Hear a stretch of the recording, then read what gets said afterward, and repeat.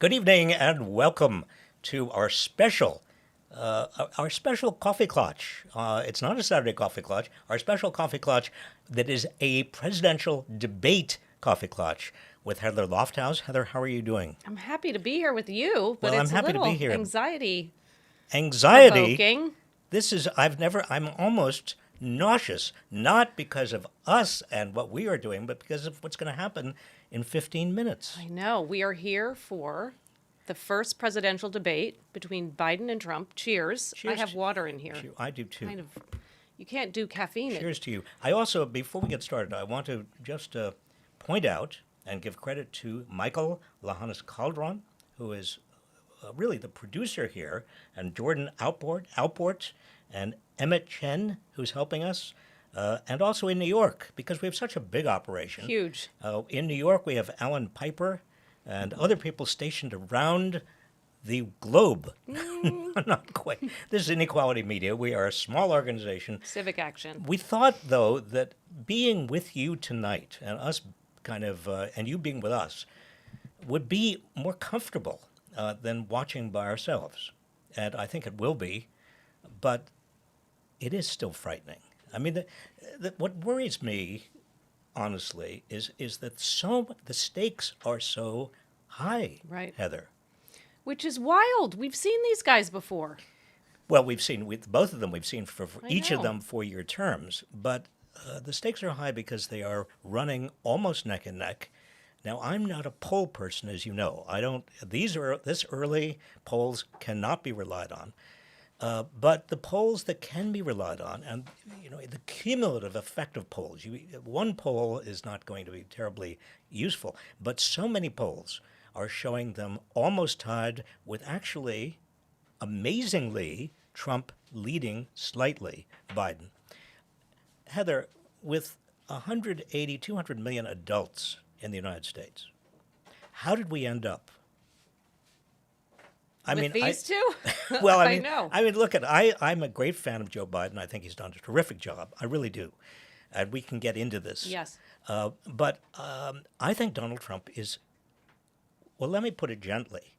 I think he's a sociopath. I know. Of course he is. And how did we end up with a sociopath becoming close to I know even the possibility that he could be president Yeah. again? So you don't like to ride the roller coaster, as you've said, but I do. I worry a little bit about the swing states. It's nice to see that they're more neck and neck, and they have been. What is going to happen tonight? I mean, this is what I want to talk to you about. What are we looking for? What are we expecting? What are we looking for and expecting are two I know. different things. I think looking for, I certainly am hoping and praying that Biden comes out tough and articulate and as least as good as he was in the State of the Union, and he was very good State of the Union. He was very good. He was And- funny, and he was seemingly unflappable. Now, that was not a debate, right? So Right, and he was kind of- energized. Yep. And he has done, if I look back at the 2020 debate, and he's done pretty well in debates.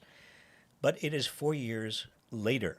He is 81 years old. So everybody is looking to see, can he actually show that he can be president? I think he can. I know you're hope- nervous. Now, Donald Trump, I think the bar is so low for Donald Trump because people don't expect that he's going to do anything except be crazy. And that's what I really want to talk to you about, Heather, because I think my theory about these debates and this whole election is that it comes down to how they're framed. Donald Trump wants to frame this election as being between strength and weakness. Right. Who do you like? I'm strength. Donald Trump says he's weakness. Yep. And we need strength. I think that Joe Biden is trying or will try to frame it as competence versus craziness. I hope so. I mean, I'm competent, Joe Biden will say, directly or indirectly, and this guy is nuts. Right. And he's truly nuts. Right. And lies versus truth. But I think competence is important. I think that that's what the public, when the public actually goes to the voting booth and asks themselves, or mail-in ballot, and asks themselves, who do I trust to run this nation Trust is an interesting verb you're using. Well, I think it does. Doesn't it come down to trust? I think so, but trust to run the country, not trust to tell the truth. No, trust to run the country, and that's an important Yeah. distinction, because I've come into contact with people who say, I don't care whether he tells the truth. I don't care that he's Right. an odious Right. thug. Of course I don't like the guy. I don't like the guy. Yeah. I'm talking about Trump. Yes. But I think that we need a thug. We need an odious thug Who knows business? who knows business, but who can But stand up doesn't. to the odious thugs who run, China and North Right. Korea and Iran and every place else. I know. And we need our own odious thug, and an odious thug who's gonna make America work Right. again and get rid of all the mess. So we have the two hosts tonight. The questioners are Jake Tapper and Dana Bush. What questions do you hope they ask? You did a Substack on this, and I know you mentioned Project 2025, but what else? Well, I hope that they do ask Donald Trump whether he stands by Project 2025, because that's a wild document. 900 pages plus, And- right? And I hope they push him on abortion. I mean, he's tried to have this every here. way possible. He's got to either take credit for the Supreme Court decision, the Dobbs decision, as he has before, or he's got to distance himself from it and say, no, it should just be the states, and whatever the states want is okay, but I am really in Right. favor of a woman's right to choose, basically. And the questioners should be pushing this, and Biden should be pushing And it. Biden has to push this. Right. And what I hope with that is people who voted for Biden in 2020 and are coming to watch this. By the way, so many people are slated to watch this, right? The number I've actually seen, now how they come up with this number, I don't know, 70%. It's not 70 million. It's 70% of the America? adults in, not the kids. I don't think Yeah. the kids. No, I think the kids are all right. I don't. Your No, kid. Yeah. I mean, my kid's not watching. no. But 70% Yeah. of the adults in America Right. are going We're to be watching this. Now, many of them Staggering. voted for Biden in 2020 and might feel that they're not sure they want to vote for him again. I think those people tuning in are incredibly important. Right? I had breakfast with somebody, a friend, a dear friend, who told me that she voted for Biden before. She's not going to vote for Biden now because of Gaza. Yeah. And there are people out there. This is not just Berkeley.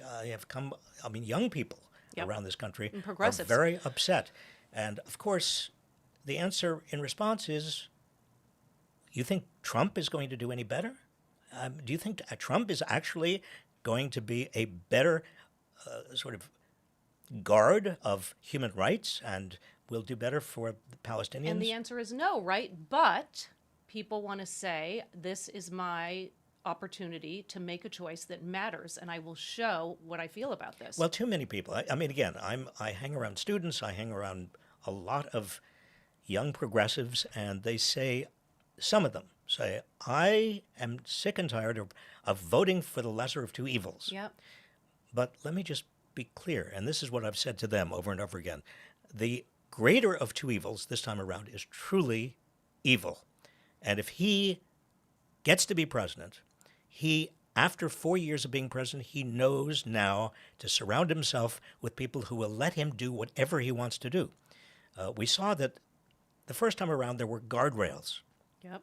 because even the attorney generals that he had, the attorneys general, even the other people in the State Department elsewhere, they kept him from doing worse. Yeah. But he knows that he has got to actually now, he knows, have people who will be loyalists. Yeah. Oh, he's not picking Mike Pence again. That's for sure. I doubt it. No. No, in fact, tonight there's also going to be a kind of a debate, within the debate, a kind of another apprentice program, which is the vice president. Yeah. It'll be interesting. And he's invited his 3 favorite vice presidential possibilities to come to the debate tonight and to essentially talk to the public after the debate to kind of He's eventizing it as usual. and one is J.D. Vance. Mm-hmm. Another and J.D. Vance. Bad Do you news. have any? I mean, Do I have any Thoughts Yeah, I have some thoughts. Bad news. I really believe he's It's scary. Scary. Yep. for a whole bunch of reasons we could get into. There's also Doug Burgum, who is the governor of North Dakota. And the third possibility is somebody who a lot of people already know, and that's Marco Rubio, senator from Florida.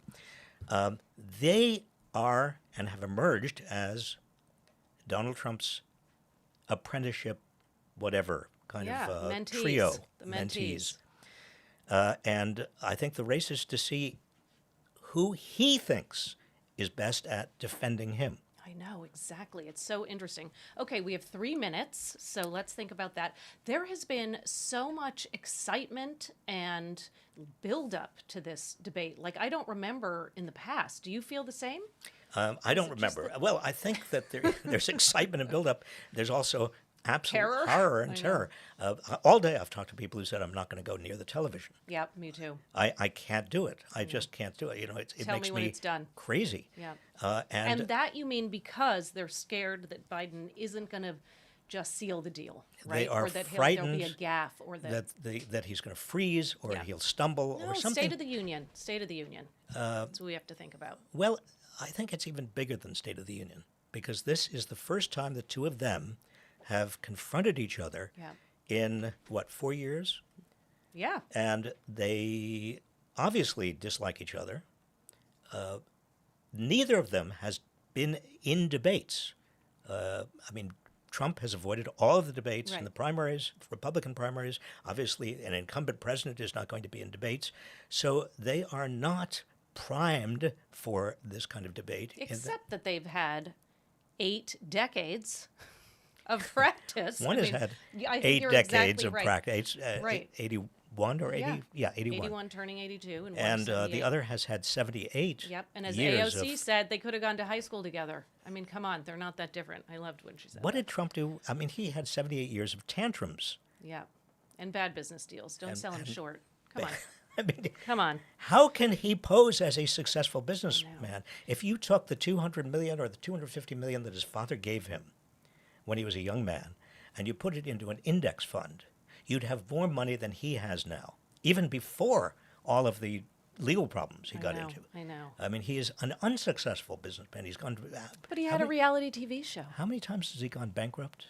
Too many. Trump by the numbers. I don't know. One You had attempted some great coup. numbers, yes. One attempted coup. One- 2 impeachments. wait a minute. But I don't know One actually how many attempted coup, bankruptcies. 2 impeachments, 34 34 convicted and- felonies, and then 50 plus more to go. I mean, still out there. and the Supreme Court has slow walked to the extent it possibly can. Yep. No news this morning.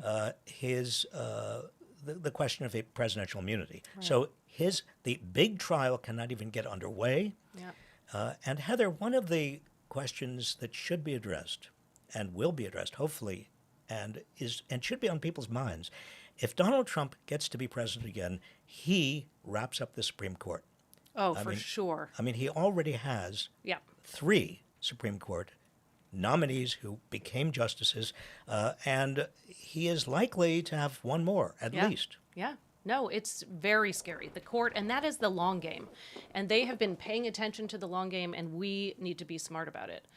We being Well, I think Not there just should be some Democrats Supreme Court reforms. and progressives, but people who just care about this country. I know. How about, okay, so they're actually, so Biden is the 46th president. That's Yes. not that many presidents. Well, no. We're a young nation. Washington, remember? Are we, right? Jefferson, Mm-hmm. Madison, Monroe, Adams, Jackson, Van Buren, Harrison, Tyler, Taylor, Pierce, Buchanan, Lincoln, Johnson, Grant. I mean, we've had a number of good We've ones. had a number of good ones. We've had some terrible ones. The worst, I think, still is James Buchanan, followed by Johnson, not Lyndon. What about Nixon? Has he made your list? Nixon has made my list. He's the 3rd worst president. Yeah. But so, and the presidential debates But you know, have only Trump been is the going- worst president. I mean, please. Let's please be clear. So the first presidential debate happened in 1960. Ooh, I think we're starting soon. 1960. Did you watch it? I did. I'm that Was old. it black and white? Did No. you have to walk up to your TV and do like this with the dial? Yes, I had to move the The bunny ears? the buddy ears Did you have around. tinfoil on 'em? And I sat there with my father and my mother.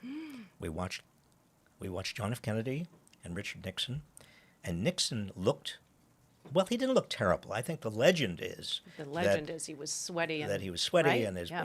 his stubble and his no. Did I think fairly well. But again, the legend is if you watched that debate, you had a different sense of who won. You thought that Kennedy won. If you listened to it on radio, you thought Nixon won, which is interesting. Yeah. Because nobody is going to watch tonight's debate on television, or I mean on radio. No one's I gonna think it looks listen like on they're radio. Are looks they like they're starting? pretty close. Okay, let's get ready. Okay. Are you ready? Are we as ready I'm as ready. we're going to I'm be? ready. Do Let's we turn toast? it. Let's turn it off. Now Do we're we going to be toast? everybody. Okay. We're going to be in a little corner. We're not going to leave you alone. President Trump will be on the left side of the screen. President Biden will be appearing Buckle on up. the right. A coin toss determined their positions. Each candidate will have 2 minutes to answer a question and 1 minute each for responses and rebuttals. An additional minute for follow-up, clarification, or response is at the moderator's discretion. That seems standard, When right? it's time for a candidate to speak, his microphone will be turned on and his opponent's microphone will be turned off. Should a candidate interrupt when his microphone is muted, he will be difficult to understand for viewers at home. At the end of the debate, each candidate will get 2 minutes for closing statements. There is no studio audience tonight. Pre-written notes, props, or contact with campaign staff are not permitted during the debate. By accepting our invitation to debate, both candidates and their campaigns agreed to accept these rules. Now, please welcome the 46th President of the United States, Joe Biden. Folks, how are you?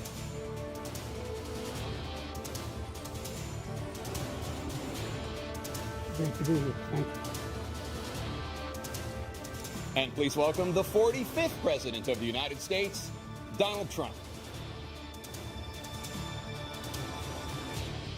Saunter.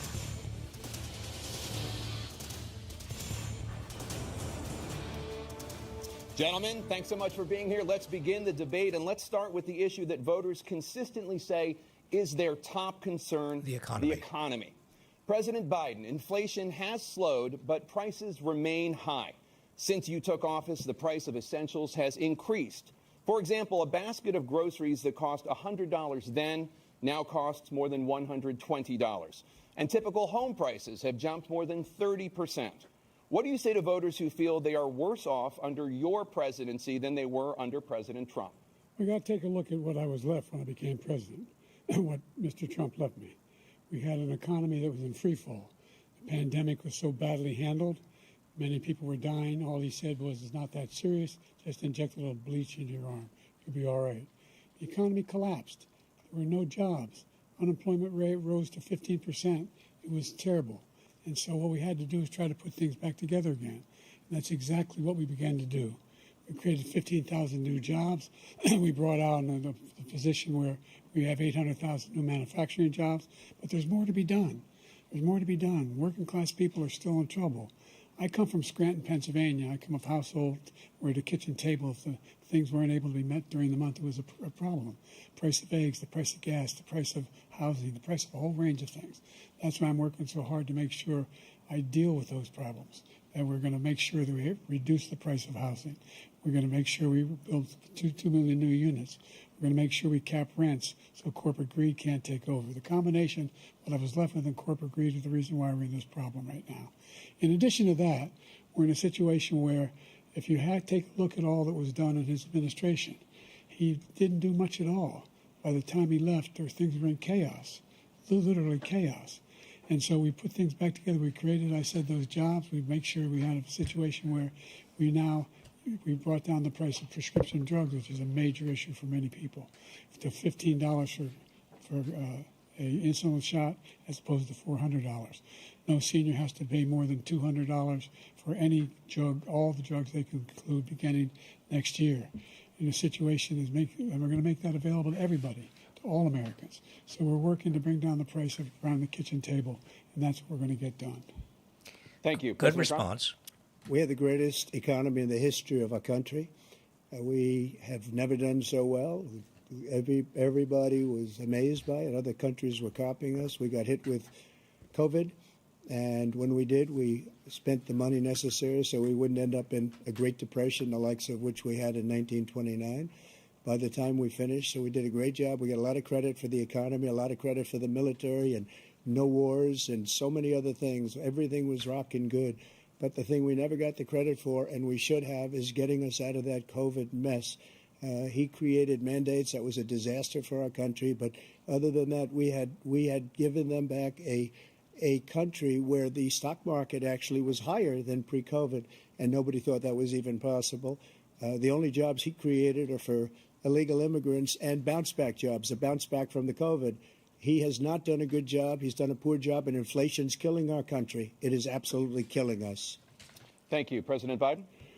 Well, look, the greatest economy in the world, he's the only one who thinks that, I think. I don't know anybody else who thinks he had the greatest economy in the world.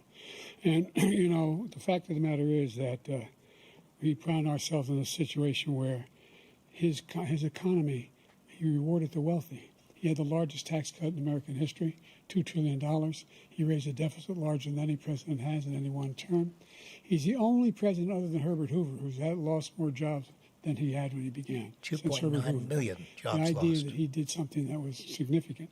And the military, you know, when he was president, they were still killing people in Afghanistan. He didn't do anything about that. When he was president, we were still finding ourselves in a position where you had a notion that we were this safe country. The truth is, I'm the only president this century that doesn't have this decade, that doesn't have any troops dying anywhere in the world like he did. President Trump, I want to follow up if I can. Am I allowed to respond to him? Well, I'm going to ask you a follow-up. You can do whatever you want with the minute that we give you. I want to follow up. You want to impose a 10% tariff on all goods coming into the U.S.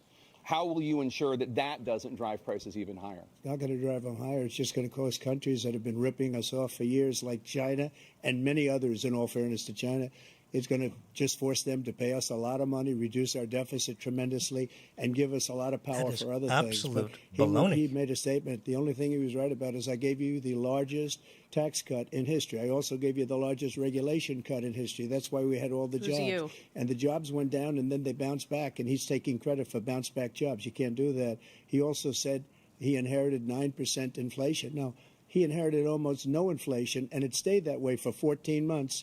And then it blew up under his leadership because they spent money like a bunch of people that didn't know what they were doing, and they don't know what they were doing. It was the worst, probably the worst administration in history. There's never been. And as far as Afghanistan is concerned, I was getting out of Afghanistan, but we were getting out with dignity, with strength, with power. He got out. It was the most embarrassing day in the history of our country's life. President Trump, over the last 8 years, under both of your administrations, the national debt soared to record highs. And according to a new nonpartisan analysis, President Trump, your administration approved $8.4 trillion in new debt, while so far, President Biden, you've approved $4.3 trillion in new debt. So, former President Trump, many of the tax cuts that you signed into law are set to expire next year. You want to extend them and go even further, you say. With the U.S. facing trillion-dollar deficits and record debt, why should top earners and corporations pay even less in taxes than they do now? Top Because earners. the tax cuts spurred the greatest economy that we've ever seen just prior to COVID. And even after COVID, it was so strong that we were able to get through COVID much better than just about any other country. Not true. But we spurred, that tax spurred. Now, when we cut the taxes, as an example, the corporate tax was cut down to 21% from 39%, plus beyond that. We took in more revenue with much less tax, and companies were bringing back trillions of dollars back into our country. The country was going like never before, and we were ready to start paying down debt. We were ready to start using the liquid gold right under our feet, the oil and gas right under our feet. We were going to have something that nobody else has had. We got hit with COVID. We did a lot to fix it. I gave him an unbelievable situation with all of the therapeutics and all of the things that we came up with.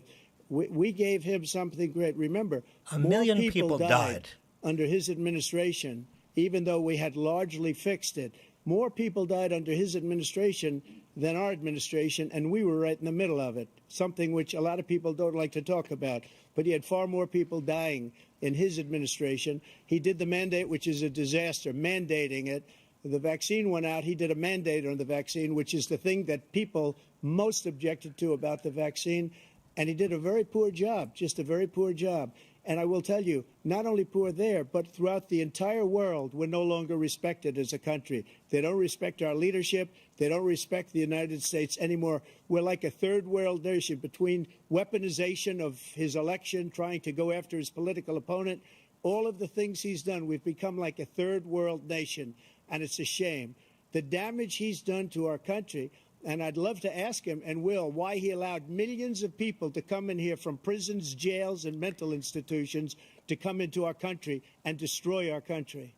President Trump, we will purely get to demagoguery. immigration later in this block. President Biden, I want to give you an opportunity to respond to this question about the national debt. He had the largest national debt of any president in a 4-year period, number one. Number two, that $2 trillion tax cut benefited the very wealthy. What I'm going to do is fix the tax system. For example, we have 1,000 trillionaires in America. Billionaires in America. And what's happening? They're in a situation where they, in fact, pay 8.2% in taxes. If they just paid 24%, 25%, either one of those numbers, they'd raise $500 billion, I should say, in a 10-year period. We'd be able to wipe out his debt. We'd be able to help make sure that all those things we need to do, child care, elder care, making sure that we continue to strengthen our health care system, making sure that we're able to make every single solitary person eligible for what I've been able to do with the COVID, with dealing with everything we have to do with, look, if we finally beat Medicare. Thank you, President Biden. President Trump? Well, he's right. He did beat Medicare. He beat it to death, and he's destroying Medicare because all of these people are coming in. They're putting them on Medicare. They're putting them on Social Security. They're going to destroy Social Security. This man is going to single-handedly destroy Social Security. These millions and millions of people coming in, they're trying to put them on Social Security. He will wipe out Social Security. He will wipe out Every Medicare. budget So he was Yeah. right in the way he that finished Trump that submitted sentence. And it's a shame. cuts Social What's Security. happened to our country in the last 4 years is not to be believed. Foreign countries, I'm friends with a lot of people, they cannot believe what happened go. to the United States of America. We're no longer respected. They don't like us. We give them everything they want, and they think we're stupid. They think we're very stupid people. What we're doing for other countries, and they do nothing for us. What this man has done is absolutely criminal.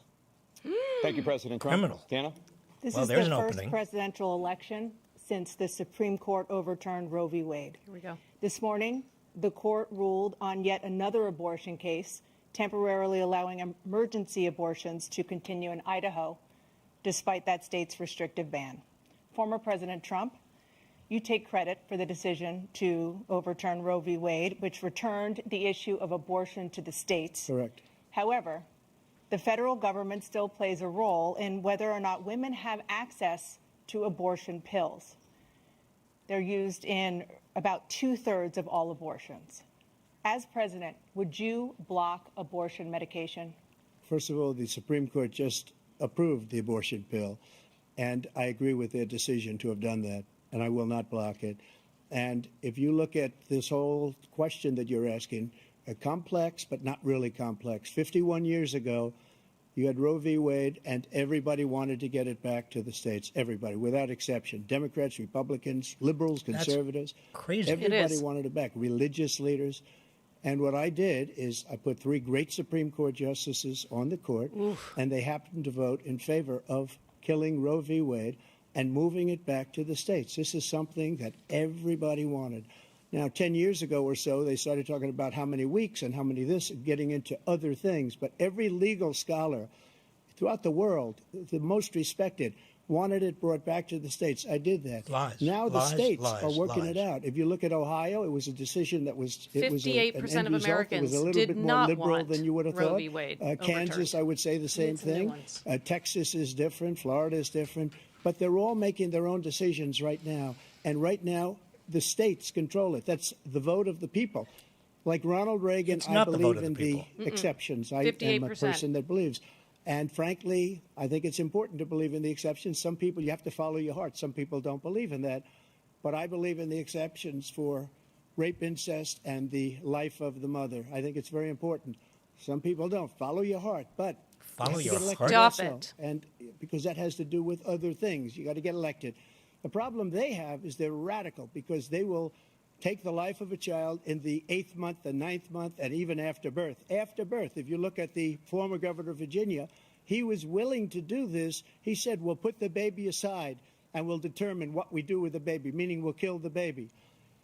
What happened is we brought it What back is to the happening? states, and the country is now coming together on this issue. It's been a great thing.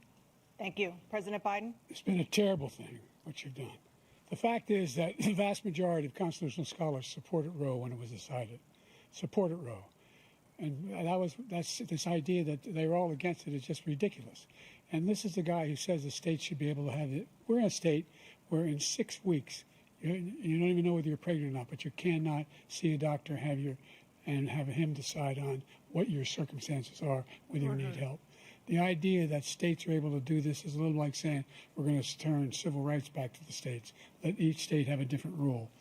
Look, there's so many young women who have been, including a young woman who just was murdered, and he went to the funeral. The idea that she was murdered by an immigrant coming in, they talk about that. But here's the deal: there's a lot of young women who are being raped by their in-laws, by their spouses, brothers and sisters, it's just ridiculous, and they can do nothing about it. And they try to arrest them when they cross state lines. Thank you. There have been many young women murdered Wait, by the so same people he allows to come across our border. We have a border that's the most dangerous place anywhere in the world, considered the most dangerous place anywhere in the world. And he opened it up, and these killers are coming into our country, and they are raping and killing women. And it's a terrible thing. As far as the abortion is concerned, it is now back with the states. The states are voting. In many cases, it's frankly a very liberal decision. In many cases, it's the opposite. But they're voting, and it's bringing it back to the vote of the people, which is what everybody wanted, Even in including Kansas, the founders, women if they knew and about men this issue, are voting which frankly against they didn't. their abortion but they would bans. have been, everybody wanted it brought back. Ronald Reagan wanted it brought back. He wasn't able to get it. Everybody wanted it brought back, and many presidents had tried to get it back. I was the one to do it. And again, this gives it the vote of the people, and that's where they wanted it. Every legal scholar wanted it that way. This is crazy. Staying on the topic of abortion, President Biden, 7 states, I'll let you do that. This is the same topic. 7 states have no legal restrictions on how far into a pregnancy a woman can obtain an abortion. Do you support any legal limits on how late a woman should be able to terminate a pregnancy? I supported Roe v. Wade, which had 3 trimesters. First time is between the woman and the doctor. Second time is between the doctor and an extreme situation. The third time is between the doctor, between the woman and the state. The idea that the politicians, that the founders wanted the politicians to be the ones making decisions about women's health is ridiculous. That's the last. No politician should be making that decision. A doctor should be making those decisions. That's how it should be run. That's what you're going to do. And if I'm elected, I'm going to restore Roe v. Wade. 98% of Can all abortions take are in the life first of 20 the baby weeks. in the 98%.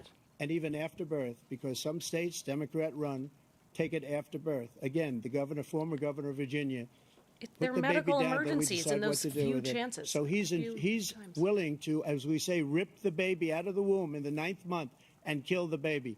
Nobody wants that to happen, Democrat or Republican. Nobody wants it to happen. It's not happening. That is simply not true. The Roe v. Wade does not provide for that. That's not the circumstance. Only if a woman's life is in danger, she's going to die. That's the only circumstance in which that can happen. But we are not for late-term abortion, period. Period, period. Under Roe v. Wade, you have late-term abortion. You can do whatever you want, depending on the state. You can do whatever you want. We don't think that's a good thing. We think it's a radical thing. We think the Democrats are the radicals, not the Republicans. Right now, 51 years, that was the law. 51 years, constitutional scholarship said it was the right way to go. 51 years, and it was taken away because this guy put very conservative members on the Supreme Court. He takes credit for taking it away. What's he going to do? What's he going to do, in fact, if the MAGA Republicans, he gets elected, and the MAGA Republicans control the Congress, and they pass a universal ban on abortion, period, across the board, at 6 weeks or 7 or 8 or 10 weeks, something very, very conservative. Is he going to sign that bill? I'll veto it. He'll sign it. Thank you. Good. Let's turn now to the issue of immigration and border security. Muted. President Biden, a record number of migrants have illegally crossed the southern border on your watch. Overwhelming border states and overburdening cities such as New York and Chicago, and in some cases causing real safety and security concerns. Given that, why should voters trust you to solve this crisis? Because we worked very hard to get a bipartisan agreement that not only changed all of that, it made sure that we are in a situation where you had no circumstance where they could come across the border with the number of border police there are now. We significantly increased the number of asylum officers. By the way, the Border Patrol endorsed my position. In addition to that, we found ourselves in a situation where when he was president, he was separating babies from their mothers, putting them in cages, making sure the families were separated. That's not the right way to go. What I've done since I've changed the law, what's happened? I've changed it in a way that now you're in a situation where there are 40% fewer people coming across the border illegally. It's better than when he left office. And I'm going to continue to move until we get the total ban on the total initiative relative to what we're going to do with more Border Patrol and more asylum officers. President Trump? I really don't know what he said at the end of that sentence. I don't think he knows what he said either. Look, we had the safest border in the history of our country. The border, all he had to do was leave it. All he had to do was leave it. He decided to open up our border, open up our country to people that are from prisons, people that are from mental institutions, insane asylum, terrorists. We have the largest number of terrorists coming into our country right now, all terrorists, all over the world, not just in South America, all over the world. They come lies. from the Middle East, everywhere. All over the world, they're pouring in. Fascism. And this guy just left it open. And he didn't need legislation because I didn't have legislation. I said, close the border. We had the safest border in history. In that final couple of months of my presidency, we had, according to Border Patrol, who is great, and by the way, who endorsed me for president, but I won't say that, but they endorsed me for president. Brandon, just speak to him. But look, we had the safest border in history. Now we have the worst border in history. There's never been anything like it. And people are dying all over the place, including the people that are coming up in caravans. Thank you, President Trump. President Biden? The only terrorist who's done anything crossing the border is one who came along and killed three, under his administration, killed an al-Qaeda person come in his administration, killed three American soldiers. That's the only terrorist that's there. I'm not saying that no terrorist ever got through, but the idea they're emptying their prisons, we're welcoming these people, that's simply not true. There is no data to support what he said. Once again, he's exaggerating, he's lying. He's lying. President Trump, staying on the topic of immigration, you've said that you're going to carry out, quote, the largest domestic deportation operation in American history, unquote.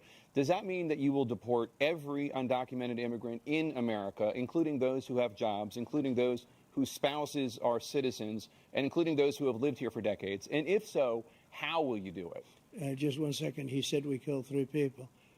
The people we killed are al-Baghdadi and Soleimani, the two greatest terrorists, biggest terrorists anywhere in the world.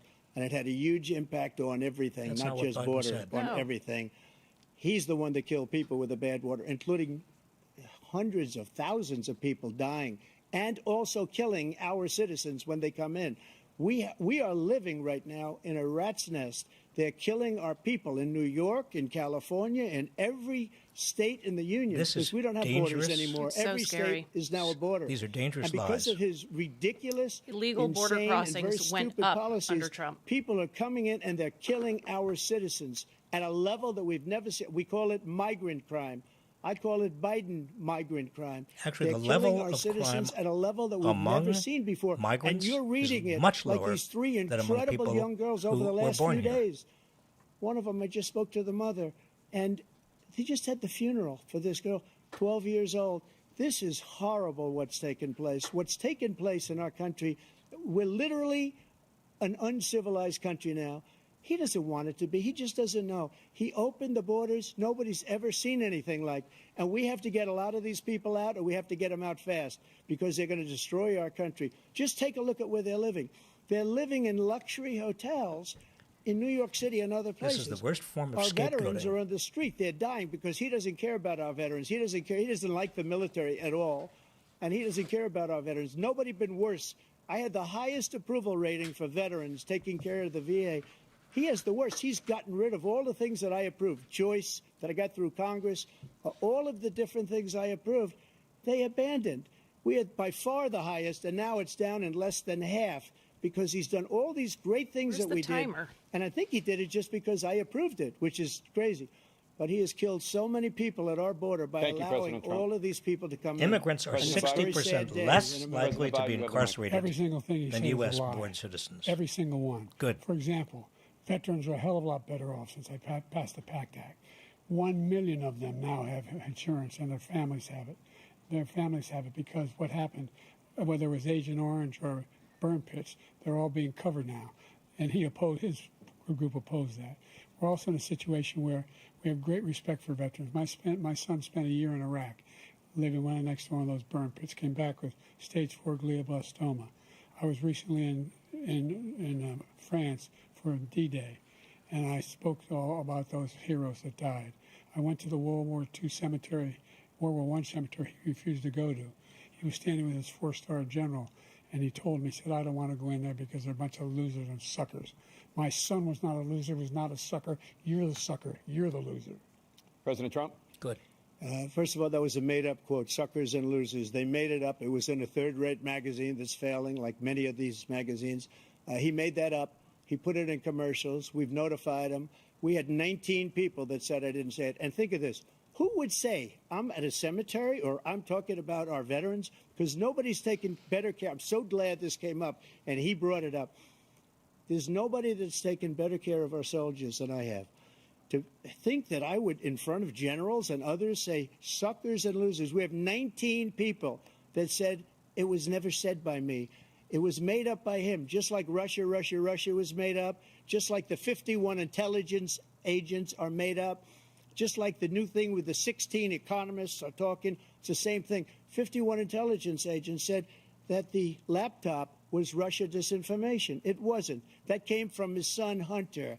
It wasn't Russia disinformation. He made up the suckers and losers, so he should apologize to me right now. 4-star general standing to your side who was on your staff who said you said it, period. That's number one. And number two, the idea that I have to apologize to you for anything along the line. We've done more for veterans than any president has in American history. And they now are in their family. The only sacred obligation we have as a country is to care for our veterans when they come home and their families and equip them when they go to war. That's what we're doing. That's what the VA is doing now. They're doing more for veterans than ever before in our history. All right. Thank you so much. Let's move to the topic of foreign policy. I want to begin with Russia's war against Ukraine, which is now in its third year. Former President Trump, Russian President Vladimir Putin says he'll only end this war if Russia keeps the Ukrainian territory it has already claimed and Ukraine abandons its bid to join NATO. Are Putin's terms acceptable to you? First of all, our veterans and our soldiers can't stand this guy. They can't stand him. They think he's the worst commander-in-chief, if that's what you call him, that we've ever had. His they own can't stand him. chief of So let's staff get that said straight. he called them and suckers they like and me losers, more than by the just way. about any of them. And that's based on every single bit of information.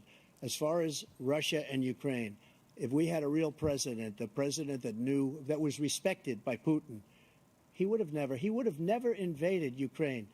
A lot of people are dead right now, much more than people know. You know, they talk about numbers. You can double those numbers, maybe triple those numbers. He did nothing to stop it. In fact, I think he encouraged Russia from going in. I'll tell you what happened. He was so bad with Afghanistan. It was such a horrible embarrassment, most embarrassing moment in the history of our country, that when Putin watched that and he saw the incompetence, that he should have fired those generals, like I fired the one that you mentioned. And so he's got no love lost. But he should have fired those generals. No general got fired for the most embarrassing moment in the history of our country, Afghanistan, where we left billions of dollars of equipment behind. We lost 13 beautiful soldiers, and 38 soldiers were obliterated. And by the way, we left people behind, too. We left American citizens behind. When Putin saw that, he said, you know what? I think we're going to go in and maybe take this was his dream. I talked to him about it, his dream. The difference is he never would have invaded Ukraine. Never. Just like Israel would have never been invaded in a million years by Hamas. You know why? Because Iran was broke with me. I wouldn't let anybody do business with them. They ran out of money. They were broke. They had no money for Hamas. They had no money for anything. About? No money for terror. That's why you had no terror at all during my administration. This place, the whole world is blowing up under him. President Biden? I've never heard so much malarkey in my whole life. Look, Malarkey. the fact of the matter Good is that we're in a situation where, let's take the last point first. Iran attacked American troops, caused brain damage for a number of these troops, and he did nothing about it. Recently, not when he was president. They attacked. He said they're just having headaches. That's all it is. He didn't do a thing when the attack took place, number one. Number two, we got over 100,000 Americans and others out of Afghanistan during that airlift. Number three, we found ourselves in a situation where, if you take a look at what Trump did in Ukraine, this guy told Trump, do whatever you want, do whatever you want. And that's exactly what Trump did to Putin, encourage him, do whatever you want. And he went in. And listen to what he said when he went in. He was going to take Kyiv in 5 days, remember? Because it's part of the old Soviet Union. That's what he wanted to reestablish, Kyiv. And he, in fact, didn't do it at all. He wasn't able to get it done. And they've lost thousands and thousands of troops, 500,000 troops. President Trump, I as never come back said to you that. for 1 minute, I just want to go back to my original question, which is, are Putin's terms acceptable to you? Keeping the territory in Ukraine? No, they're not acceptable. But look, this is a war that never should have started. If we had a leader in this war, he led everybody You see along. how fast he moves? He's He's given so quick $200 billion He now does or not more answer. Nope. to Ukraine. He's given $200 billion. That's a lot of money. I don't think there's ever been anything like it. Every time that Zelensky comes to this country, he walks away with $60 billion. He's the greatest salesman ever. And I'm not knocking him. I'm not knocking anything. I'm only saying Seems like there's the some money knocking. that we're spending on this war, and we shouldn't be spending, it should have never happened. I will have that war settled between Putin and Zelensky as president-elect before I take office on January 20th. I'll have that war settled. People being killed so needlessly, so stupidly, and I will get it settled, and I'll get it settled fast before I take office. Never.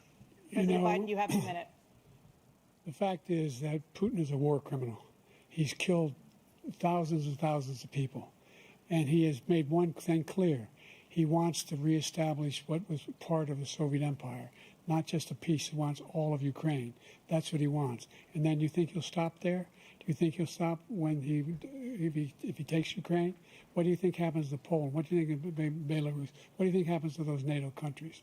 And so if you want a war, you ought to find out what he's going to do, because if in fact he does what he says and walks away, and by the way, all that money we give Ukraine are from weapons we make here in the United States. We give them the weapons, not the money at this point. And our NATO allies have produced as much funding for Ukraine as we have. That's why we're strong. And Trump delayed the Thank funding. you. Moving on Trump to the wants Middle to move East. away from NATO. In Wants to October, destroy Hamas NATO. attacked Israel, killing more than 1,000 people and taking hundreds of hostages. Among those held and thought to still be alive are 5 Americans. Israel's response has killed thousands of Palestinians and created a humanitarian crisis in Gaza. President Biden, you've put forward a proposal to resolve this conflict, but so far Hamas has not released the remaining hostages, and Israel is continuing its military offensive in Gaza. So what additional leverage will you use to get Hamas and Israel to end the war? You have 2 minutes. Number one, everyone from the United Nations Security Council straight through to the G7 to the Israelis and Netanyahu himself have endorsed the plan I put forward, which has 3 stages to it. The first stage is trade the hostages for a ceasefire. Second phase is a ceasefire with additional conditions. The third phase is the end of the war. The only one who wants the war to continue is Hamas, number one. They're the only ones standing out. We're still pushing hard to get them to accept. In the meantime, what's happened? In Israel, we're finding that the only thing I've denied Israel was 2,000-pound bombs.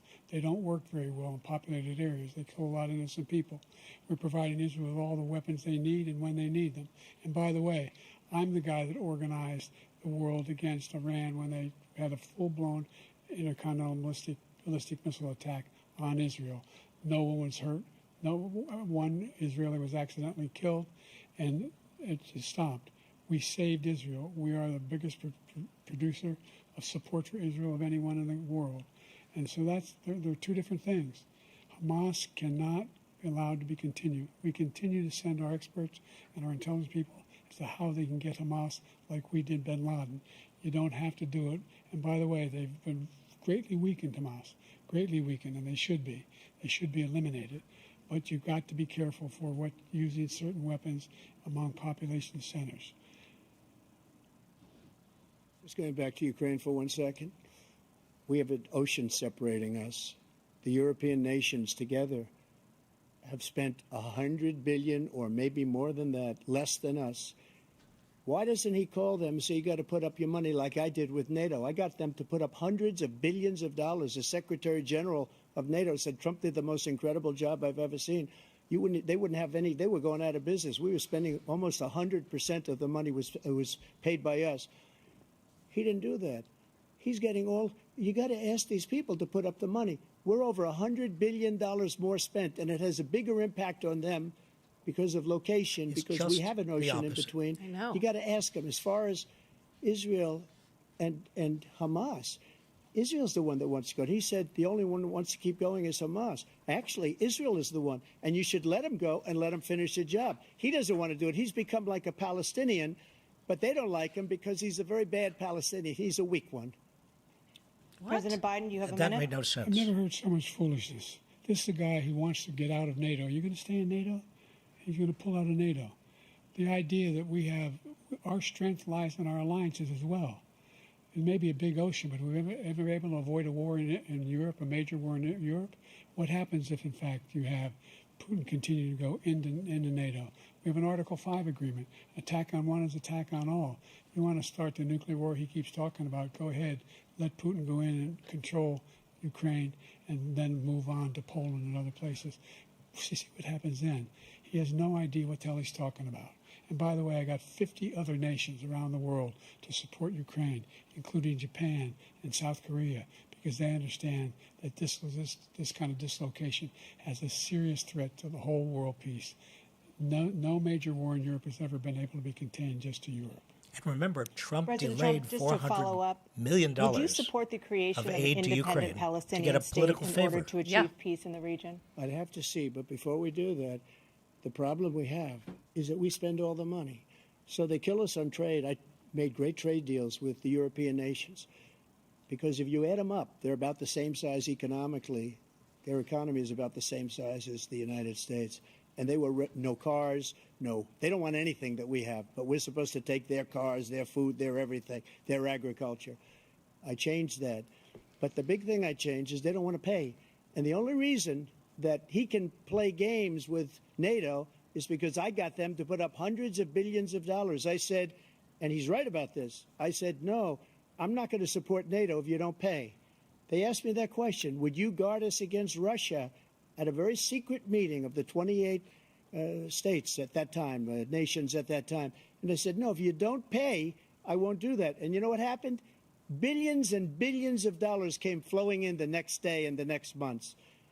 But now we're in the same position. We're paying everybody's Thank you. bills. That's Let's turn wrong. to the issue of democracy. Former President Trump, I want to ask you about January 6, 2021. After you rallied your supporters that day, some of them stormed the Capitol to stop the constitutionally mandated counting of electoral votes.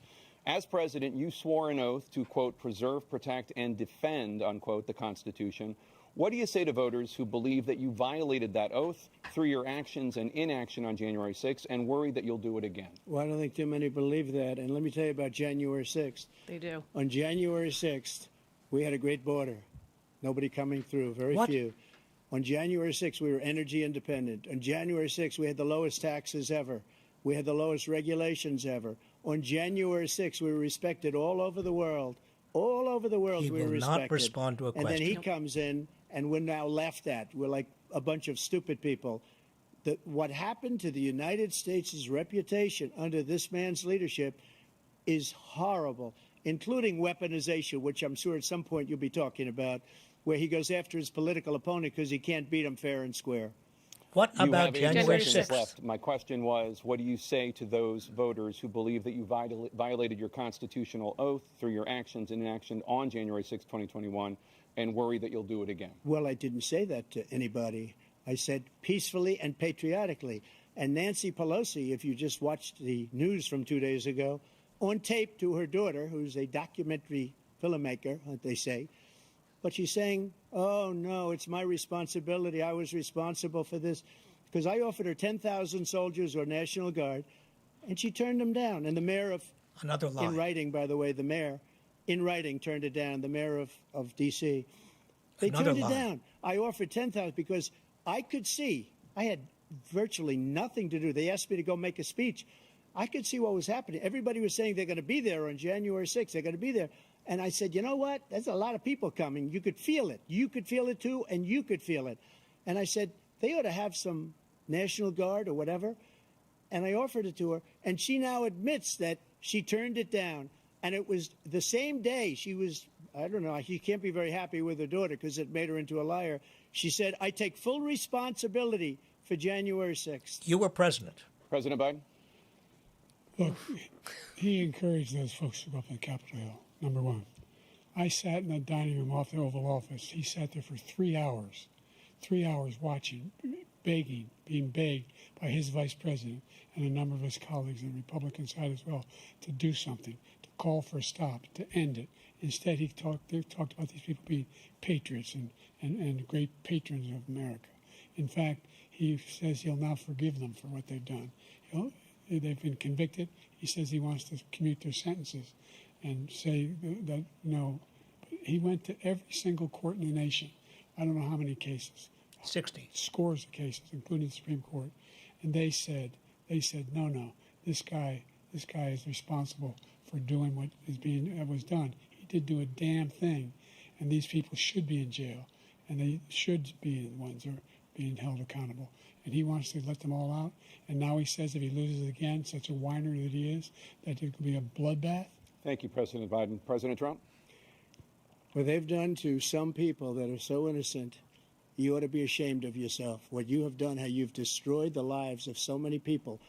When they ripped down Portland, when they ripped down many other cities, you go to Minnesota, Minneapolis, what they've done there with the fires all over the city. If I didn't bring in the National Guard, that city would have been destroyed.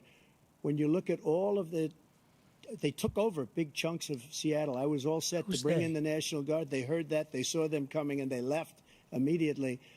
What he said about this whole subject is so off.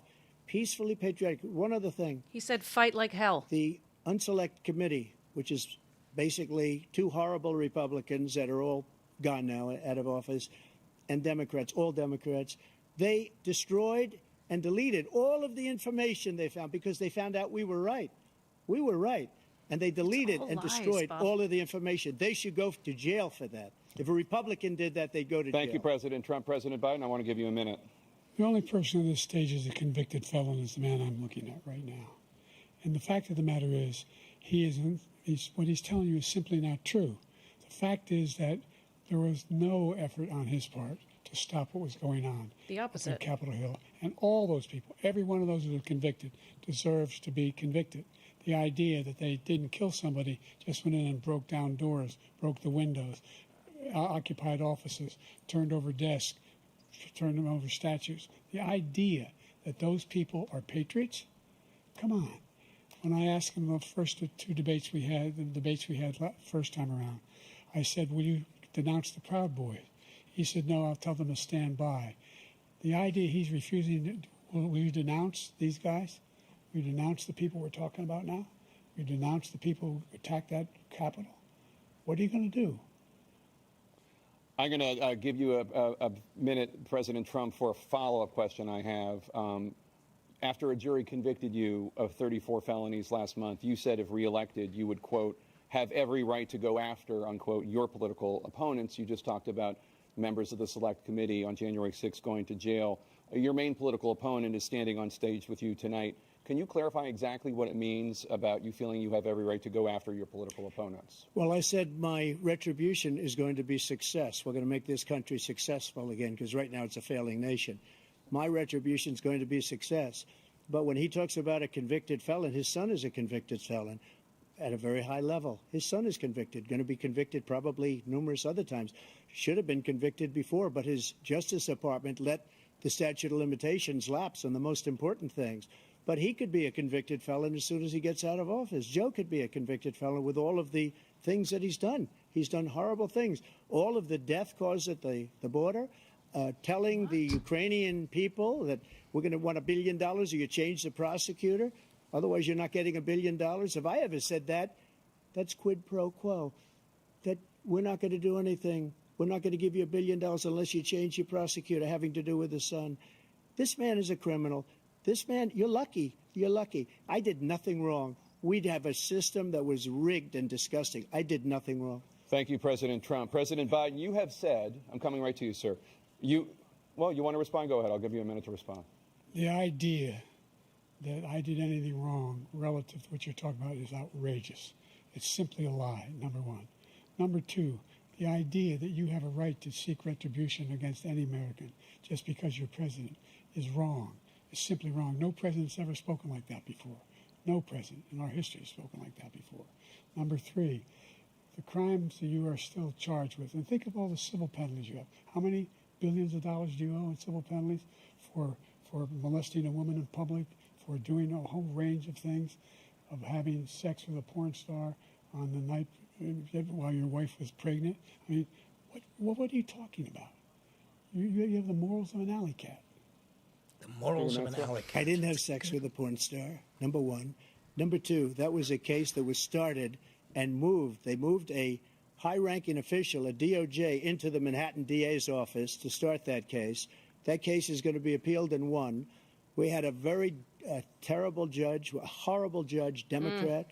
The prosecutor were all high-ranking Democrats, appointed people, and both the civil and the criminal.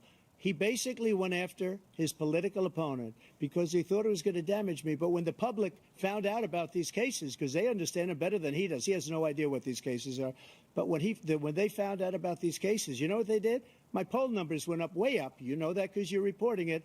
And we took in more money in the last 2 weeks than we've ever taken in the history of any campaign. I don't think any campaign has ever taken. Hundreds of millions of dollars came pouring in because the public knows it's a scam and it's a guy that's after his political opponent because he can't win fair and square. No, because Thank you, you've been demagoguing President this. Biden, you have said, quote, Donald Trump and his MAGA Republicans are determined to destroy American democracy. Do you believe that the tens of millions of Americans who are likely to vote for President Trump will be voting against American democracy? The more they know about what he's done, yes. The more they know about what he's done. And there's a lot more coming. He's got a lot of cases down the road coming around. He's got a whole range of issues he has to face.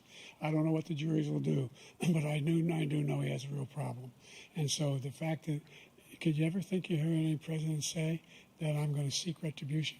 Did you ever hear any president say that I thought Hitler had some good ideas? What got me involved to run in the first place after my son had died, I decided in Iraq, because of Iraq, I said I wasn't going to run again until I saw what happened in Charlottesville, Virginia. People coming out of the woods carrying swastikas on torches, and singing the same anti-Semitic bile they sang when back in Germany. And the young woman got killed. I spoke to the mother, and they asked him. They said, "What do you think of those people? The ones who got killed, the one who tried to stop it, and the ones," he said, "I think they're fine people on both sides." What American president would ever say Nazis coming out of fields carrying torches, singing the same anti-Semitic bile, carrying swastikas were fine people? And this is the guy who says Hitler's done some good things. I'd like to know what they are. The good things Hitler's done, that's what he said. This guy has no sense of American democracy. President Trump. Jake, both of you know that story has been totally wiped out. No, Because it when you hasn't. see the sentence, it said 100% exoneration on that. So he just keeps it going. He says he ran because of Charlottesville. He didn't run because of Charlottesville. He ran because it was his last chance. He's not equipped to be president. You know it, and I know it. It's ridiculous. We have a debate. We're trying to justify his presidency. His presidency, he's without question the worst president, the worst presidency in the history of our country. We shouldn't be having a debate about it. There's nothing to debate. He made up the Charlottesville story, and you'll see it's debunked all over the place. Every reasonable anchor has debunked it. And just the other day it came out where it was fully debunked. It's a nonsense story. He knows that, and he didn't run because of Charlottesville. He used that as an excuse to run. President Biden? And debunked. It happened. All you have to do is listen to what was said at the time. And the idea that somehow that's the only reason I ran. I ran because I was worried a guy like this guy could get elected. If he thought they were good people coming out of that forest, carrying those woods, carrying those torches, then he didn't deserve to be president. Didn't deserve to be president at all. And the idea that he's talking about all this being fabricated, we saw with our own eyes. We saw what happened on January 6th. We saw the people breaking through the windows. We saw people occupying his own vice president. Look, there's a reason why 40 of his 44 top cabinet officers refused to endorse him this time. His vice president hasn't endorsed him this time. So why? Why? They know him well. They serve with him. Why are they not endorsing him? Thank you, President Biden. We're going to be right back with more from the CNN presidential debate. Well, I'm exhausted. How are I'm you? exhausted, but I'll tell you, I am so enraged. Trump is lying through his teeth. Unfortunately, Biden is allowing him to. I wish Biden could be more forceful. I think that his stutter is getting in the way. I don't know whether it's the stutter or his age. And you have on stage tonight, with the future of the world in balance, a sociopath in the form of Donald Trump spewing nonsense, spewing lies over and over again, saying the same thing. I mean, the theme, he's a marketer, he's a con man, he knows how to con the country. And you do that, Hitler understood this. You say the same thing over and over again in 5 different ways. You redirect and you repeat. That's what he's doing. That's what he's absolutely doing. And I worry, honestly, that the country, or at least a portion of the country, certainly his followers, and what we're talking about tonight is a very small group of people. I mean, this election is going to be determined by 5 states, swing voters, voters who are wavering in those 5 states. And it's going to be extraordinarily close. If those people are watching tonight, I keep on asking myself, what are they seeing? Right, the persuadables. Are they hearing and seeing, as we are, a chronic liar who doesn't stop, who just over and over again, and does it with a lot of facility and a lot of energy, and somebody who has difficulty expressing himself? Yep, he does. Also, his voice is quiet. I don't know if it's a breathing situation. I want him to sound more forceful. He does, because he has some good one-liners. I mean, the morals of an alley cat, he said a few things. Malarkey was a good one. I mean, it's very, kind of old school, but I think it's good. And Biden did get angry at several points, which I think is good. But I want the same kind of fire and articulation that he had during the State of the Union. I know. Can they have some caffeine?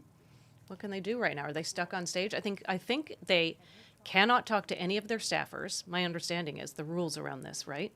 So are they just hanging out on stage right now? I wonder. I hope he comes back. Looking back at other presidential debates over the years, in the wake of the Nixon-Kennedy debate, there was at least a respect that both candidates had for each other.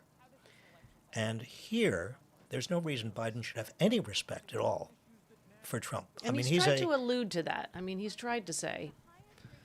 But Trump is really bringing out, and he continues to do it, he's doing it tonight, the worst aspects and the worst angels of America. The kind of demagogic, angry, lying, deceptive... Bullying. Bullying is exactly right. That's what he knows how to do. And what's so sad, I mean, he's such a salesman. He's sold steaks and universities and Bibles and sneakers, and now he's selling fear. I mean, that is what's happening. He is lying, and he is getting people scared, and he is saying, I'm your savior. Millions of people, I mean, he's just spewing ridiculousness. Well, the immigration issue is one on which he's really demagoguing, and it's particularly I think dangerous. we're back here.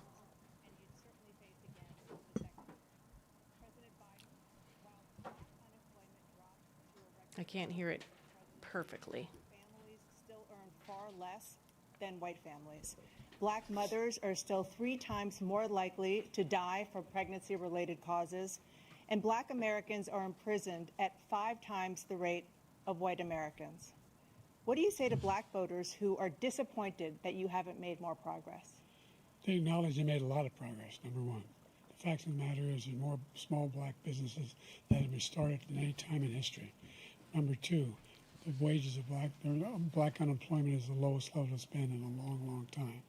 Number three, we're providing housing for Black Americans and dealing with the segregation that exists among these corporations that collude to keep people out of their houses. And in addition to that, we find that the impact on the choice that Black families have to make relative to child care is incredibly difficult. When we did the first major piece of legislation in the past, I was able to reduce Black child care costs. I cut them in half. We've got to make sure we provide for child care costs. We've got to make sure, because when you provide those child care protections, you increase economic growth because more people can be in the job market. So there's more to be done, considerably more to be done. But we've done a great deal so far, and I'm not letting up, and they know it. You have 49 seconds left. What do you say to Black voters who are disappointed with the progress so far? I say I don't blame them for being disappointed. Inflation is still hurting them badly. For example, I provided for the idea that any Black family, first-time home buyer, should get a $10,000 tax credit to be able to buy their first home so they can get started. I made sure that we're in a situation where all those Black families and those Black individuals who had to take out student loans that were ballooning, that if they were engaged in nursing, doctor, and anything having to do with volunteerism, if they paid their bills for 10 years on their student debt, all the rest is forgiven after 10 years. Millions have benefited from that. And we're going to do a whole lot more for Black families. Thank you, President Trump. And he caused the inflation. He's blaming inflation, and he's right, it's been very bad. He caused the inflation, and it's killing Black families and Hispanic families and just about everybody. It's killing people. They can't buy groceries anymore. They can't. You look at the cost of food where it's doubled and tripled and quadrupled. They can't live. They're not living anymore. He caused this inflation. I gave him a country with essentially no inflation. It was perfect. It was so good. All he had to do is leave it alone. There was a huge he recession. destroyed it with his Green New Scam and all this money that's being thrown out the window. He caused inflation. As sure as you're sitting there, the fact is that his big kill on the Black people is the millions of people that he's allowed to come in through the border. They're taking Black jobs now, and it could be 18, it could be 19, and even 20 million people. They're taking Black jobs. And they're taking Hispanic jobs, and you haven't seen it yet, but you're going to see something that's going to be the worst in our history. Thank you. President Biden? There was no inflation when I became president. You know why? The economy was flat on its back. 15% unemployment. He decimated the economy, absolutely decimated the economy. That's why there was no inflation at the time. There were no jobs.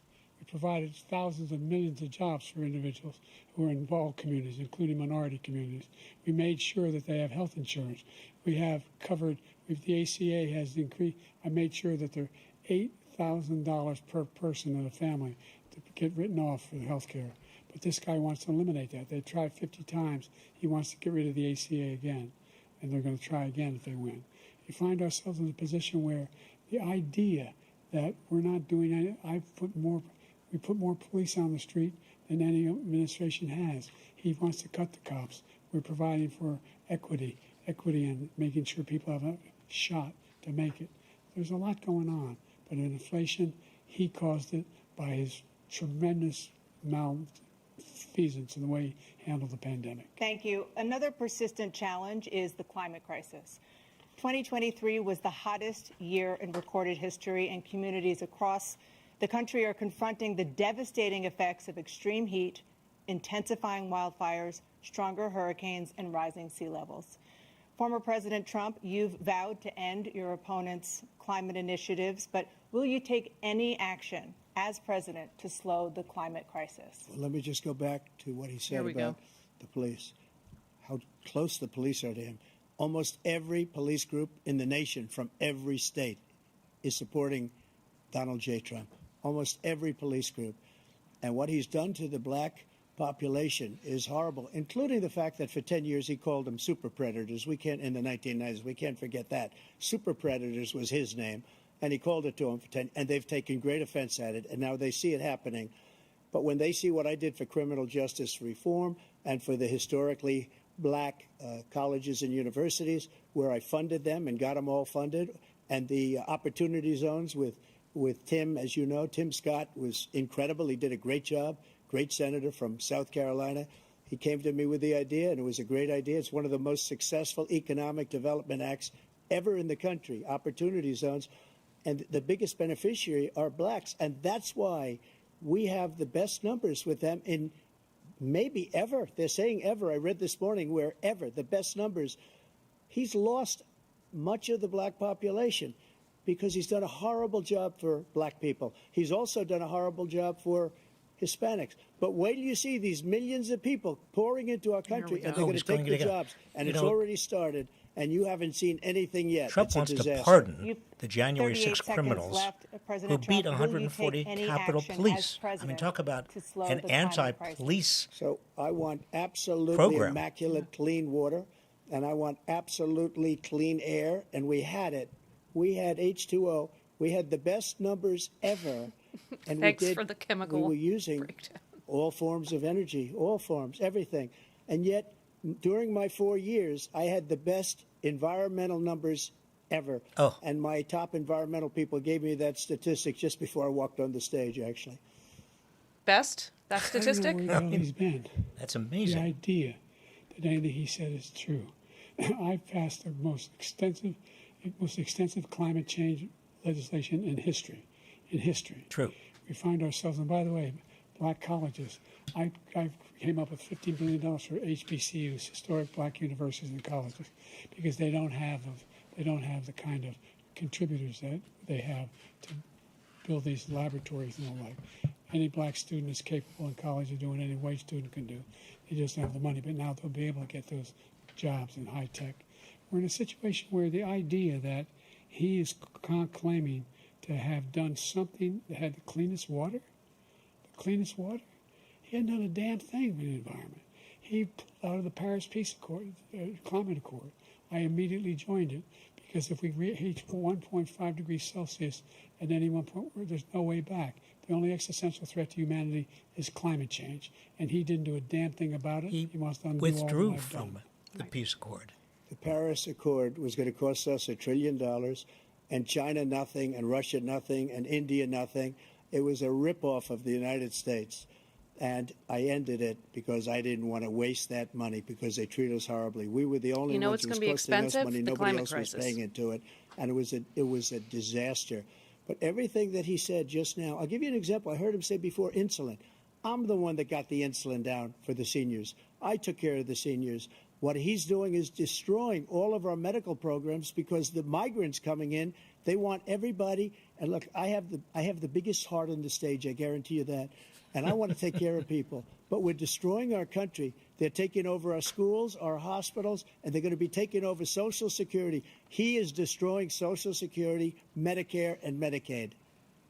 You know, again, every budget that he submitted cut Social Security and Medicare. We were the only ones of consequence who were not members of the Paris Accord. How can we do anything if we're not able to, the United States can't get its under control? One of the largest polluters in the world, number one. We're making significant progress. By 2035, we will have cut pollution in half. We have made significant progress, and we're continuing to make progress. We set up a climate corps for thousands of young people who learn how to deal with climate, just like the Peace Corps. And we're moving in directions that are going to significantly change the elements of cause of pollution. But the idea that he claims that he has the biggest heart up here, and he's really concerned about pollution and about climate. I've not seen any indication of that. And by the way, He made with a regard deal to with the oil prescription companies. drugs, one company agreed that they would reduce the price to $35, which I was calling for, one, voluntarily. I made sure every company in the world, every pharmaceutical company, cannot have to pay. Thank you. And by the way, So every day, millions of Americans struggle just to make ends meet. For many older Americans, Social Security provides a critical lifeline. He'll lie President on this Biden, one if again. nothing is done to Social Security, seniors will see their benefits cut in just over 10 years. Will you name tonight one specific step that you're willing to take to keep Social Security solvent? yes, make the very wealthy begin to pay their fair share. Yes. Right now, everybody making under $170,000 pays 6% of their income, of their paycheck, every single time they get a paycheck from the time the first one they get when they're 18 years old. The idea that they're going to, I'm proposing that everybody, they pay, the millionaires pay 1%. So no one I would not raise the cost of Social Security for anybody under $400,000. After that, I began to make the wealthy begin to pay their fair share by increasing from 1% beyond to be able to guarantee the program for life. That's So right. you still have It's a good 82 answer. seconds left. Are there any other measures that you think that would be able to help keep Social Security solvent, or is that one enough? Well, no, that one enough will keep it solvent, but the biggest thing will do if we defeat this man, because he wants to get rid of Social Security. He thinks there's plenty to cut in Social Security. He's wanting to cut Social Security and Medicare, both times. And and if you look at the program put forward by the House Republican caucus that I believe supports, is in fact want to cut it as well. The idea that we don't need to protect our seniors is ridiculous. And by the way, the American public has greater health care coverage today than ever before. And on the ACA, as I said, you're in a circumstance where 400,000 people, 40 million people would not have insurance because they have a pre-existing condition. Only thing that allows them to have that insurance is the fact that they, in fact, are part of the ACA. And by the way, the other thing is, we're in a situation where we talk about education for black communities. I've raised the amount of money for Pell Grants by another $8,000. So anybody making under $70,000 a year is going to be able to get $15,000 toward their tuition. He just doesn't know what he's talking about. Thank you, President He Biden. doesn't know President what Trump. he's talking about. So I've dealt with politicians all my life. I've been on this side of the equation for the last 8 years. I've never seen anybody lie like this guy. He lies. I've never seen it. He can look you in the face. About so many other things, too. And we mentioned the laptop. We mentioned Russia, Ukraine. Everything he does is a lie. He projects it's misinformation and onto the other disinformation. everything that he does. The losers Donald and Trump. suckers story that he made up is a total lie on the military. It's a disgrace.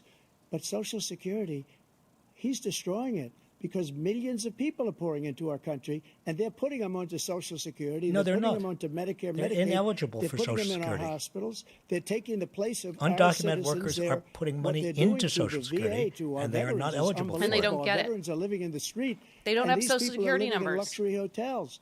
He doesn't know what he's doing. Undocumented. And it's really coming back. I've never seen such anger in our country before. President Biden? The idea that veterans are not being taken care of, I told you before. And by the way, when I said suckers and losers, he acknowledged after that he fired that general.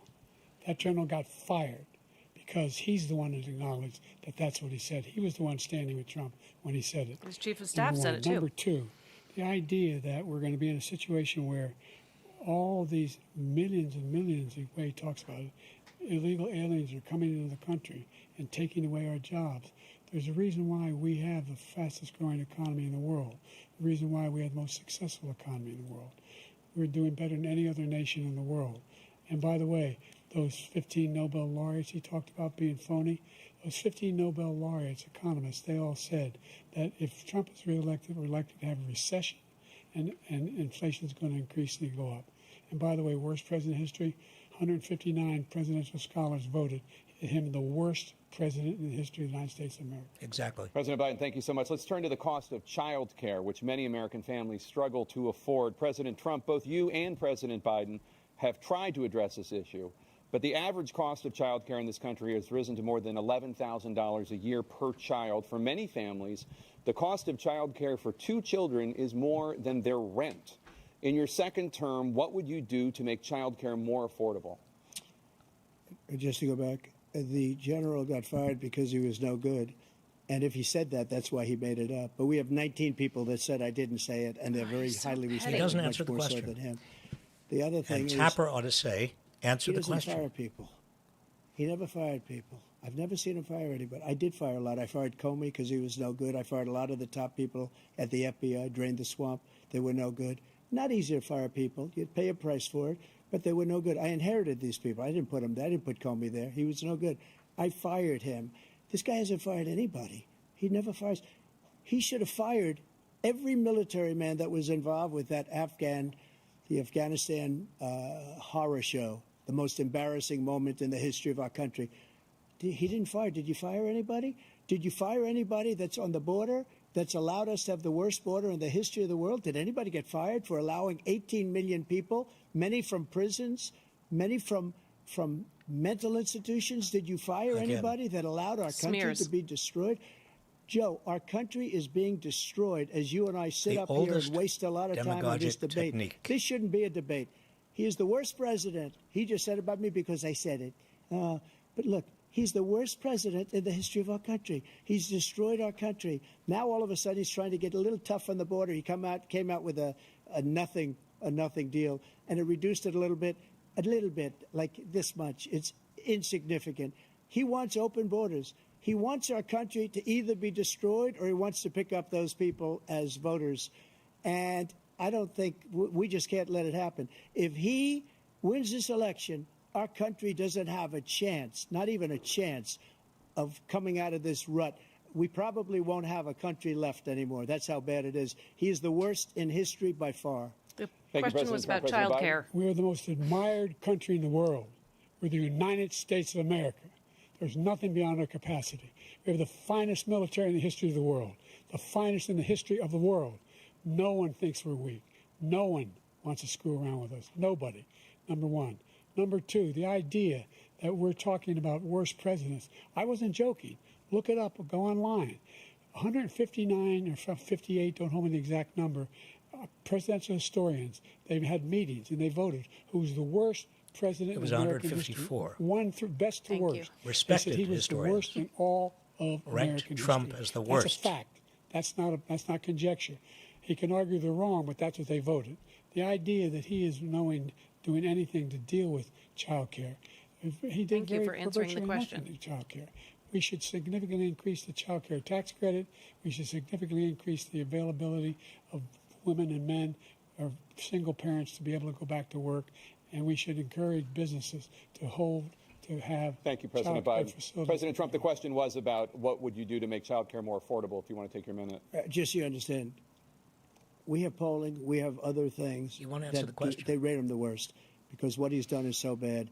And they rate me, I'll show you, I will show you. And they rate me one of the best, okay? And if I'm given another 4 years, I will be the best. I think I'll be the best. Nobody's ever created an economy like us. Nobody we won't ever have a cut country taxes if you like have us. another 4 years. He's the only one I know. He wants to raise your taxes by 4 times. He wants to raise everybody's taxes by 4 times. He wants the Trump tax cuts to expire. So everybody, including the two of you, are going to pay 4 to 5 times. Nobody ever heard of this before. All my life, I'd grow up and I'd see politicians talking about cutting taxes. When we cut taxes, as I said, we did more business. Apple and all these companies, they were bringing money back into our country. The worst president in history by far, and everybody knows it. President Biden? Look, the fact of the matter is that he's dead wrong about, he's increased the tariff, he will increase the taxes on middle-class people. I said I'd never raise a tax on anybody making less than $400,000. I didn't. But this tariff is 10% tariffs. Everything coming in the country, you know what the economists say? That's going to cost the average American $2,500 a year more because they're going to have to pay the difference in food and all the things that we're importing. It's a sales Number tax. 2, he's in a situation where he talks about how he has not raised, he somehow helped the middle class. Middle class have been devastated by you. Now you want a new tax cut of $5 trillion over the next 10 years. I like him which is facing going it. to fundamentally bankrupt the country. You had the largest deficit of any president in American history, number one. Number two, you have not, in fact, made any contact, any progress with China. We are at the lowest trade deficit with China since 2010. Thank you, President Biden. Thank you, President Biden. Let's discuss an epidemic impacting millions of Americans that both of you have made a top priority in your first term, the opioid crisis. And for both of you, the number of overdose deaths in this country has gone up. Under your term, it went up. Under your term, it has gone up. Former President Trump, despite the efforts that both of you have made, more than 100,000 Americans are dying from overdoses every year, primarily from fentanyl and other opioids. What will you do to help Americans right now in the throes of addiction who are struggling to get the treatment they need? To finish up, we now have the largest deficit in the history of our country under this guy. We have the largest deficit with China. He gets paid by China. He's a Manchurian candidate. He gets money from China. So I think he's afraid to deal with them or something. But do you notice he never took out my tariffs because we bring in so much money with the tariffs that I imposed on China. He never took them away. He can't because it's too much money. It's tremendous. And we saved our steel industries, and there was more to come, but he hasn't done that. But he hasn't cut the tariffs because he can't, because it's too much money. But he's got the largest deficit in the history of our country, and he's got the worst situation with China. China's going to own us if you keep allowing them to do what they're doing to us as a country. They are killing us as a country, Joe, and you can't let that happen. You're destroying our country. So, President Trump, you have 67 seconds left. The question was, what are you going to do to help Americans in the throes of addiction right now who are struggling to get the treatment they need? Jake, we were doing very well at addiction until the COVID came along. We had the 2.5, almost 3 years of like nobody's ever had before, any country, in every way. And then we had to get tough. And it was the drugs pouring across the border it started to increase. We got great equipment. We bought the certain dog that's the most incredible thing that you've ever seen, the way they can spot it. A dog? We did a lot. Well, one dog. We bought a dog. We were getting very low numbers, very, very low numbers. Then he came along. The numbers, have you seen the numbers now? It's not only the 18 million people that I believe is even low because the gotaways, they don't even talk about gotaways. But the numbers of the amount of drugs and human trafficking in women coming across our border, the worst thing I've ever seen, at numbers that nobody's ever seen under him because the border's so bad. But the number of drugs coming across our border now is the largest we've ever had by far. 86% of fentanyl traffickers arrested in 2021 were U.S. citizens. For a while. And I wanted to make sure we use the machinery that can detect fentanyl, these big machines that roll over everything that comes across the border. And it costs a lot of money. That was part of this deal we put together, this bipartisan deal. Yeah, and the more Republicans. fentanyl machines, more be able to detect drugs, more numbers of agents, more numbers of all the people at the border. And when we had that deal done, he called his Republican colleagues and said, don't do it. Yep. It's going to hurt me politically. No, he never argued it's not a good bill. It's a really good bill. We need those machines. We need those machines. And we're coming down very hard in every country in Asia in terms of precursors for fentanyl. And Mexico is working with us to make sure they don't have the technology to be able to put it together. That's what we have to do. We need those machines. Trump told the Republicans not to go with this particular bill because he wanted to run on it. Americans in the throes of addiction right now struggling to get the treatment they need. Well, this does pertain to it. He ended Remain in Mexico. He ended catch and release. I made it catch and release in Mexico, not catch and release here. We had so many things that we had done, hard negotiations with Mexico, and I got it all for nothing. It's just like when you have a hostage. We always pay $6 billion for a hostage. Every time we say a hostage. Now we have a hostage, a Wall Street Journal reporter. I think a good guy. And he's over there because Putin is laughing at this guy, probably asking for billions of dollars for the reporter. I will have him out very quickly as soon as I take office. Before I take office, I said by literally as soon as I win the election, I will have that reporter out. He should have had him out a long time ago, but Putin's probably asking for billions and billions of dollars because this guy pays it every time. We had 2 cases where he paid $6 billion for 5 people. I got 58 people out, and I paid essentially nothing. Thank you, President Trump. Dana? This is Let's based turn on to concerns that zero voters evidence. have about each of you. President Biden, you would be 86 at the end of your second term. How do you address concerns about your capability to handle the toughest job in the world well into your 80s? Well, first of all, I spent half my career being criticized being the youngest person in politics. I was the second youngest person ever elected to the United States Senate, and now I'm the oldest. This guy's 3 years younger and a lot less competent. I think that just look at the record. Look at what I've done. Look how I've turned around the horrible situation he left me. As I said, 15 million new jobs, 800,000 manufacturing jobs, more investment in America, over billions of dollars in private investment in enterprises that we are growing. By the way, we brought an awful lot of people. Well, the whole idea of computer chips. We used to have 40% of the market. We invented those chips, and we lost it because he was sending people to find the cheapest jobs overseas and to bring home a product. So I went to South Korea. I convinced Samsung to invest billions of dollars here in the United States. And guess what? Those fabs, they call them, to build these chips, those fabs pay over $100,000. You don't need a college degree for them. And there's billions, about $40 billion already being invested and being built right now in the United States, creating significant jobs for Americans from all over the world. President Biden, you have 40 seconds left. Would you like to add anything? Yeah, I would. The idea that somehow we are this failing country. I never heard a president talk like this before. We're the envy of the world. Name me a single major country president who wouldn't trade places with the United States of America for all our problems and all our opportunities. We're the most progressive country in the world in getting things done. We're the strongest country in the world. We're a country in the world who keeps our word, and everybody trusts us. All of our allies and those who he coddles up to, from Kim Jong-un, he sends love letters to, and Putin, etc. They don't want to screw around with us. Thank you. Former President Trump, to follow up, you would be 82 at the end of your second term. What do you say to voters who have concerns about your capabilities to serve? Well, I took 2 tests, cognitive tests. I aced them, both of them, as you know. We made it public. He took none. I'd like to see him take one, just one, a real easy one. Like go through the first 5 questions. He couldn't do it. But I took 2 cognitive tests. I took physical exams every year. And, we knock on wood wherever we may have wood, that I'm in very good health. I just won 2 club championships, not even senior, 2 regular club championships. To do that, you have to be quite smart, and you have to be able to hit the ball a long way.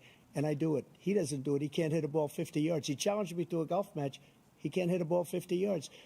I think I'm in very good shape. I feel that I'm as in good a shape as I was 25, 30 years ago. Actually, I'm probably a little bit lighter, but I'm in as good a shape as I was years ago. I feel very good. I feel the same. But I was willing to take a cognitive test. And you know what? If I didn't do well, I aced him.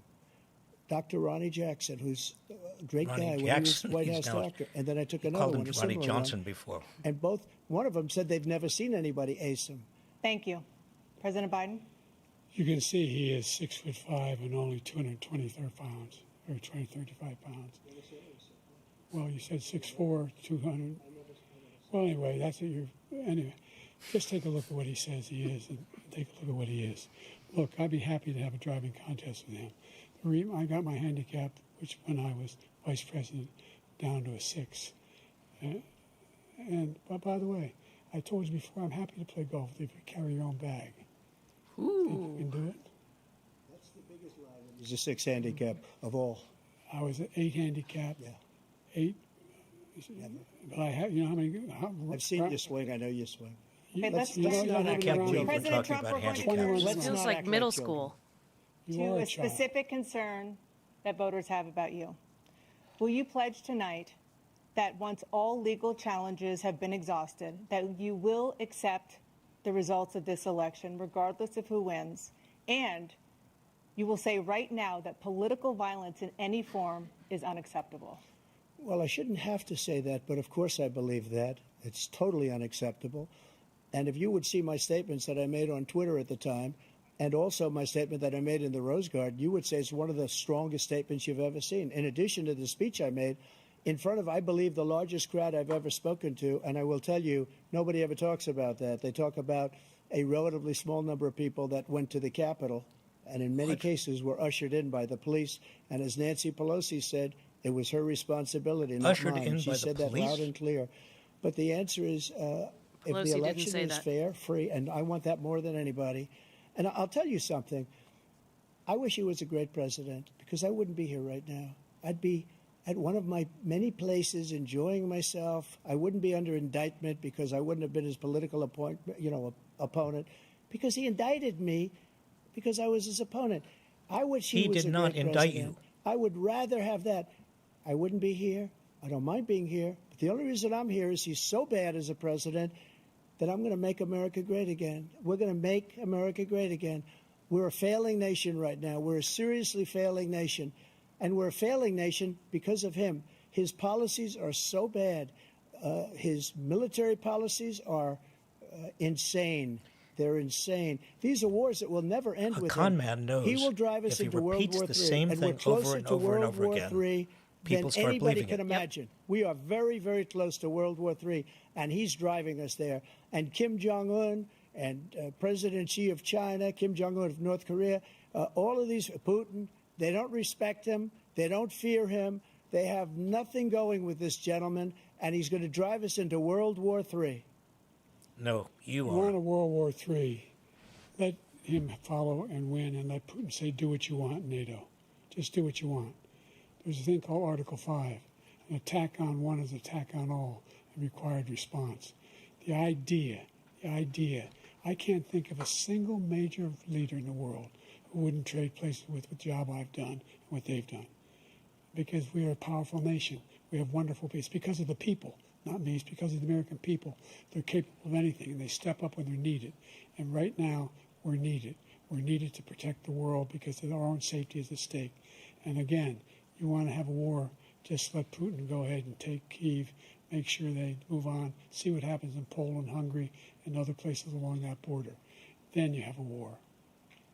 President Trump, as I come back to you for a follow-up, the question was, will you accept the results of this election, regardless of who wins? Just to finish what he said, if I might, Russia. I think that they took should a lot of land from Bush. force They these. took a lot of force land Bush from to answer. Obama and Biden. They took no land, nothing from Trump, nothing. He knew not to do it. He's not going to play games with me. He knew that. I got along with him very well, but he knew not to play games. He took nothing from me. But now he's going to take the whole thing from this man right here. That's a war that should have never started. It would have never started, ever, with me. And he's going to take Ukraine. And, you know, you asked me a question before, would you do this? He's got us in such a bad position right now with Ukraine and Russia because Ukraine's not winning that war. He said, I will never settle until such time. They're running out of people. They're running out of soldiers. They've lost so many people. It's so sad. They've lost so many people, and they've lost those gorgeous cities with the golden domes that are 1,000 years old, all because of him and stupid decisions. Russia would have never attacked. Trump if I were laid out the president. welcome question mat was, for will Putin. you accept the results of the election, regardless of who He wins, won't answer yes it. or no? He won't please? answer it. If it's a fair and legal and good election, absolutely. I would have much rather accepted these, but the fraud and everything else was ridiculous. If And it's if you a want, we'll fair have a news conference on it in and a week. good Or we'll have another one of and these legal in a election, week. he'll accept But it? I will absolutely. There's nothing I'd rather do. It would be much easier for me to do that than I'm running again. I wasn't really going to run until I saw the horrible job he did. He's destroying our country. I would be very happy to be someplace else, in a nice location someplace. And again, no indictments, no political opponent stuff, because it's the only way he thinks he can win. But unfortunately, it's driven up my numbers and driven them up to a very high level because the people understand it. Let's see what your numbers are when this election is over. Let's see. You're a whiner. When you lost the first time, you continued, you appealed and appealed to courts all across the country. Not one single court in America said any of your claims had any merit, state or local, none. But you continue to provoke this lie about somehow there's all this misrepresentation, all this stealing. There is no evidence of that at all. And I tell you what, I doubt whether you'll accept it because you're such a whiner. The idea if you lose again, you accepting anything, you can't stand the loss. Something snapped in you when you lost the last time. We'll be right back with more from the CNN presidential debate, live from Georgia. Well, Heather, how are you doing? I'm exhausted. I find this overwhelming listening to him over and over and over again. The tirade. Trump's saying the same thing over and over again. But again, I'm reminded of really what the Hitler and Himmler and all of his assistants did in 1933, 34, 35, 36. It was basically a big lie over and over and over again. Now he has not only a national television audience, but he's got internet, he's got X, whatever it's called now. Truth Social. Truth Social. Yep. And it's just one set of themes. He doesn't answer questions. Nope. They have to ask him 3 times before then he still doesn't. He didn't commit. You notice he didn't commit to being abiding by the election. He said if it's a fair and good election, well, what does that mean? No, he said, you know what I'd love to be able to do that. I mean, he leads with that. He leads with that, which is, oh, please. You know, he starts with that and then he goes into the lie. It's fascinating. What about Project 2025? They haven't asked about that. No, I'm surprised that there's been, I hope they do. Better. I mean, they really should. But also I'm kind of disappointed that they are not pushing harder on Trump with regard to his big lie about the election, 2020 election, his big lie about the judiciary, and Biden being behind all of these. I know, and not mentioning juries of his peers and all of it. And the Average indictments Americans. coming out of grand juries, and then the juries being comprised of ordinary Americans. I think it's very important that people understand that. I think Biden had good energy in this last piece, you know, the second kind of He was chapter. revved up a little bit more. That's right. He was, and he kind of faced him at one point, and he's, you know, doing his enumeration. Number 1. Number 2, I don't mind that. I mean, better for him to stay on the I don't either. I think lists. that he's better in this half of the debate, but he is missing opportunities to go after Trump. Trump also is remarkably stupid. I mean, what comes across here is not only a bully, but a dumb bully. and sophomoric and just vapid and just full of hyperbole. I mean, he's saying nothing. It's just like a giant inflated sense of self. All, nothing, everyone, none, 100, you know, it's just Well, it's none of it is backed Exaggerated. by evidence, Right. And he knows it, and that he projects when he said that Biden is the worst president and Biden is lying all the time. I mean, the fact of the matter, he must know. I mean, at some level of his being, he must understand that he has been judged the worst president, and he, everybody knows, lies all the time. But he almost has this automatic reflex of projecting on others, on his opponent, what he does. he also doesn't seem like he's listening. You know, you can at all. It's wild to kind of watch what's happening. He doesn't, and I he think- closes his eyes when Biden is talking. Yep. Okay, we're back. I need We've more. made significant progress from the debacle that was left by President Trump in his last term. We find ourselves in a situation where, number one, we have to make sure that we have a fair tax system. I ask anyone out there in the audience, or anyone out watching this debate, do you think the tax system is fair? The fact is that I said nobody even making under $400,000 had a single penny increase in their taxes, and will not. And if I'm reelected, that will be the case again. But this guy has increased your taxes because of the deficit. Number one, he's increased inflation because of the debacle he left after the way he handled the pandemic. And he finds himself in a position where he now wants to tax you more by putting a 10% tariff on everything that comes into the United States of America. what I did when, for example, he wants to get rid of the ability of Medicare for us to be able to negotiate drug prices with the big pharma companies. Well, guess what? We got it down to $35 for insulin instead of $400.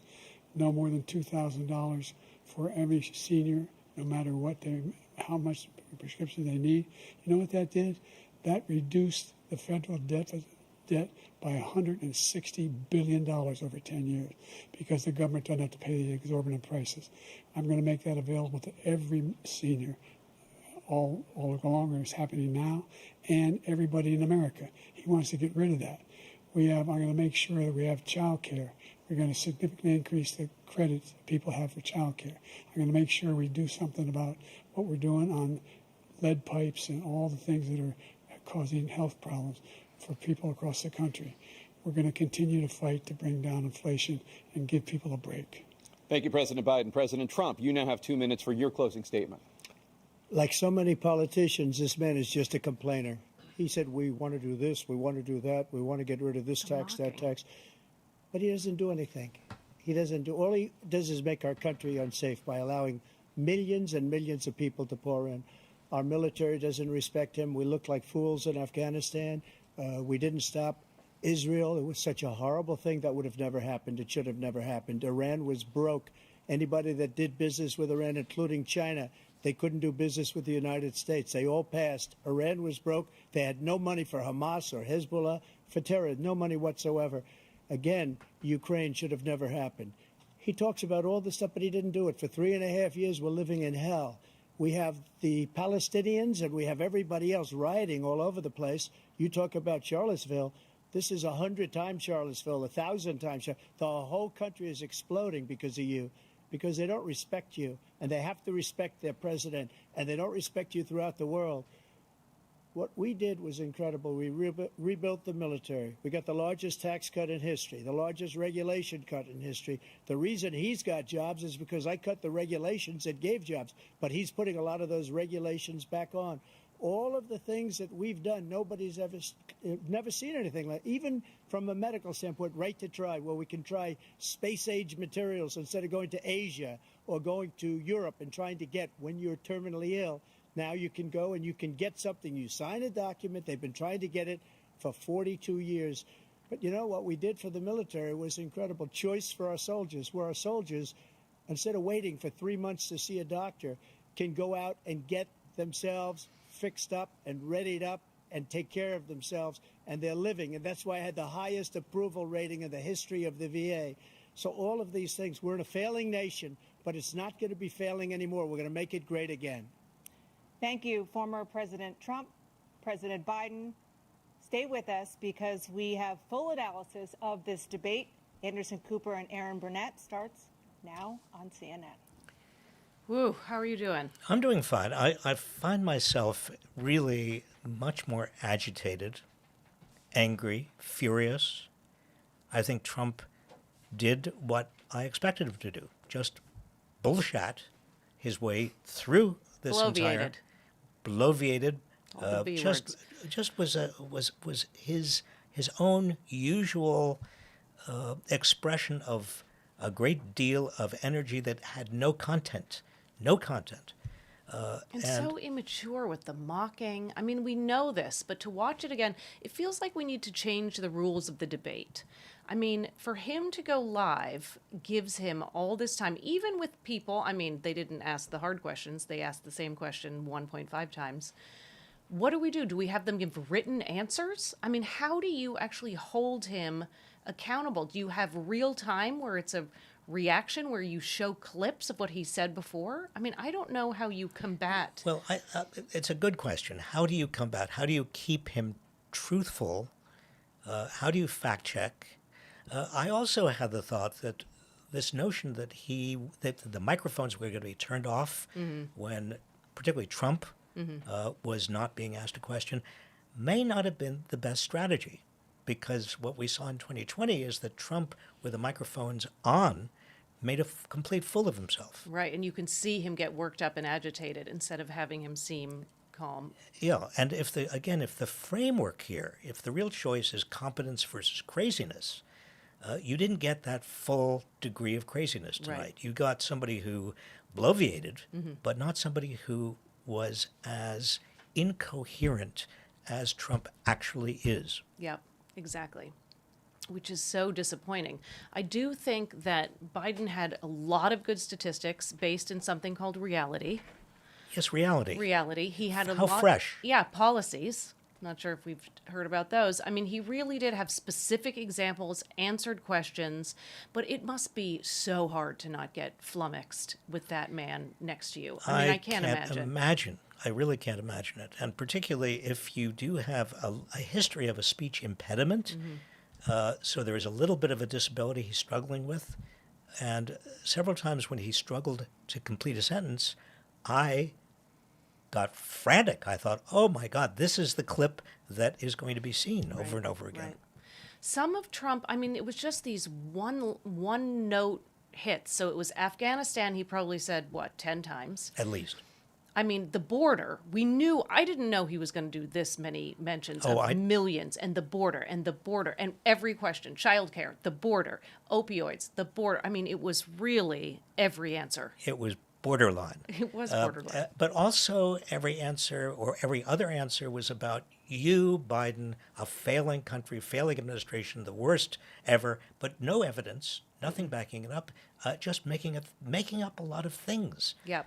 that had no basis in reality. Right. Accusing him of being the worst and then saying, I was the best. Here are 3 full of it examples that weren't even true. And the concern is that the American public does have a kind of collective amnesia when it comes to the Trump administration or any previous administration. And data show that the longer time passes from an administration, the better people feel like a president did. Yeah. So all of his claims are obviously wrong about how great his administration was, but people don't fully remember. They don't remember all of the crises we went through. Right. The Black Lives Matter, him striding across DuPont Circle in front of the White House with a Bible, all of the things that he did that actually got people riled up against vulnerable populations in this country. And just the malfeasance around handling a pandemic and not having a vaccine rollout plan and lying to people about what would actually cure them. Bleach. I know. I mean, bleach didn't come up. I was expecting. No, Biden said it at the beginning. I think he did. Did he? I think at the very beginning, but it was kind of a throwaway. He wasn't. I wanted him to be using his diaphragm more. Yeah. No, he was. I mean, evidently, we know that he did have a lot of practice. Yeah. But it must be terribly, as you pointed out, terribly difficult for anybody, no matter their age, to come out and face what Biden just had to go through. And the reality, Heather, I don't know about how you feel, but I've been watching this administration very carefully. It is an extraordinarily good administration. These are great people Biden has appointed. When you choose a president, you're not just choosing a president, you're choosing a president based on his judgment, character, demeanor, his capacity to make choices of top personnel. Right. And the Biden administration and Joe Biden has done wonderfully well. I know, and he's put people in, I mean, we've talked about it, but anti-monopoly. And one thing tonight, he did not mention corporations enough. He didn't mention corporations enough, really and he didn't mention labor and Right, workers. right. I mean, those are two very strong, I know. positive things he's done in terms of going so after many big examples. corporations. He could have done it. He could have easily talked about corporate power and its effect on inflation. Right. And what he's done in terms of antitrust, but he did not. No, and there were the perfect opportunities when Trump said it is 100% your fault, inflation. And he also could have talked about being on labor's side, organized labor, walking on a picket line. Right. Trump was the most anti-labor president we've had in years. Trump took away the rights of workers to get overtime. I mean, several 100,000 workers lost overtime protection because of Trump. but that didn't come up either. And also so pro-consumer. You know, there's a story, I feel like you can tell a story of this is you living in the world. You go to the grocery store, you're buying a ticket online for something. I'm trying to help you in all these places. I'm fighting corporations. We're building, you know, putting in regulations, all this to speak to the person on the other end of the camera. Well, the I wish problem there had been is more of that. we're not going to see another debate until September. That's right. If there is another debate, it's not clear there will be, depending on whether I think that there is no incentive for Trump to agree to another debate if he's know. far ahead, and for Biden to agree to another Yep. debate if he's far ahead. The only incentive is if they're neck and neck. Right. And come September, who knows? What about the VPs? Will the VPs maybe Well, do some debating? there is probably right now Yeah. the vice presidential candidates are probably before the cameras trying to spin what they heard in favor of Donald Trump and trying to outdo each other. I wonder, in terms of the polling before and after seeing this, do you think people who came with preconceived notions, either pro-Trump or pro-Biden, or anti-Trump or anti-Biden, are leaving thinking, whoo, I've changed my mind, or I saw something new, or I now have a different idea? I mean, we know Trump changed the story about 100 times. That's a but good did question. anyone else? I really doubt that this debate, so-called, changed anybody's minds. Trump stayed exactly where he was. I mean, he is the bloviator, the liar in chief. And I think Joe Biden did not hit it out of the park. He came up with some very good data, some very good lines. He was very competent, but he did not do what he did with the State of the Union. Right, which felt like an 11 out of 10. Yeah. And this felt, great ideas, data, as you say, real policies, speaking to his record, speaking in reality, using truthful statements. But I don't know if it motivated and energized people in a new way. I don't think so. I worry a little bit that people who were not listening carefully, who were just looking at body language and listening to the forcefulness of what was said, might come out thinking that, well, once again, Trump is forceful. I mean, again, the frame of strength versus weakness, if that's the frame, well, you could probably come to the conclusion that Trump won. But again, if you listened at all to what he said and what Biden said, you're going to come to a different conclusion. Right. And you said that about the 1960 presidential debate when we started, watching versus listening. But that's how we process information, right? I think it's a problem with him live on TV. I mean, we've known that, and they've said, oh, well, we're going to get rid of the audience, and we're going to make it more fair, and does everyone agree? And they all signed and said, yes, we agree to this. I'm not sure. He is tricky, that man. You're talking about Trump. Yeah, talking about that one. Well, I found it both exhausting and frightening. Frightening in the sense that Donald Trump has not changed at all. He is still the demagogue. He is willing to say anything and willing to lie through his teeth. And that worries me because of obvious reasons. He did so much damage to this country during his 4 years. And again, if you look at Project 2025, which did not come up, unfortunately, or if you look at all his efforts to, and he said this over and over again, that he's going to be vindictive, he's going to take vengeance, he's going to get even, he's going to go after his opponents, he's going to substitute the civil service for loyalty, he's going to put loyalists in government, substituting for the civil service, he is going to take over the Federal Reserve Board. I mean, these are crazy ideas. And obliterate full departments. Obliterate the Department of Education, for example. And he says he wants to effectively substitute for the income tax a tariff, which honestly is the stupidest, I mean, really economically crazy idea I've ever heard. Yeah. Unfortunately, that did not come up tonight either. I know. The Tariffs did a little bit, but it wasn't enough. I don't know. I wanted them to debunk it. So 90 minutes of Trump. We did it. I think all the fact checkers in America have serious carpal tunnel if they didn't already, because goodness. Well, it'll be a good test to see whether fact-checking gets through, because I think tomorrow's reports, newspapers, everything else, maybe even tonight, there's going to be an effort to fact check. But how can you fact check somebody who every statement out of his mouth is 100%, 180 degrees wrong? A lie. You can't fact check that Reminds me of much. middle school. No, you are. No, you are. I mean, really? And Biden tried to say that. This is not a presidential. You are not presidential material. So he did try and get at his character. He tried. The low point of the debate, I thought, was handicaps, the golfing handicaps. Oh God, I mean, yeah, that was. I got a little bit. That was a a little bit worried.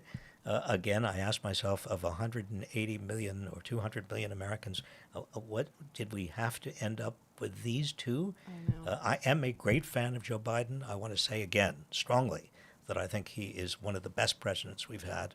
But it could have been better. Yep. The performance could have been better. Here, here. Well, so shall we meet for coffee in a couple days? I think we should. And do a coffee clutch in the I morning? think we should have a coffee clutch, Saturday morning coffee clutch. I think we're just about finished tonight. Let me just again thank Michael Lahanis Calderon and Jordan Alport and Emmett Chen and Alan Piper for their backup, our wonderful organization, Inequality Media and Inequality Media Civic Action, for their great work tonight. And Heather, thank you. You are terrific. If I had to watch it, I'd rather watch it with you. I'd rather watch it with and you. all of you. Come in on the comments. Tell us how you liked watching a live watch along with us. Yes. Participating in a watch along. Was it interesting? Was it helpful? Did we Right. did we fortify you? Did we make it easier for you, or did we just make you more frantic because we were frantic? Anyway, thank you for joining us, and we will see you maybe In a couple Saturday days. morning at our coffee clutch. Good night.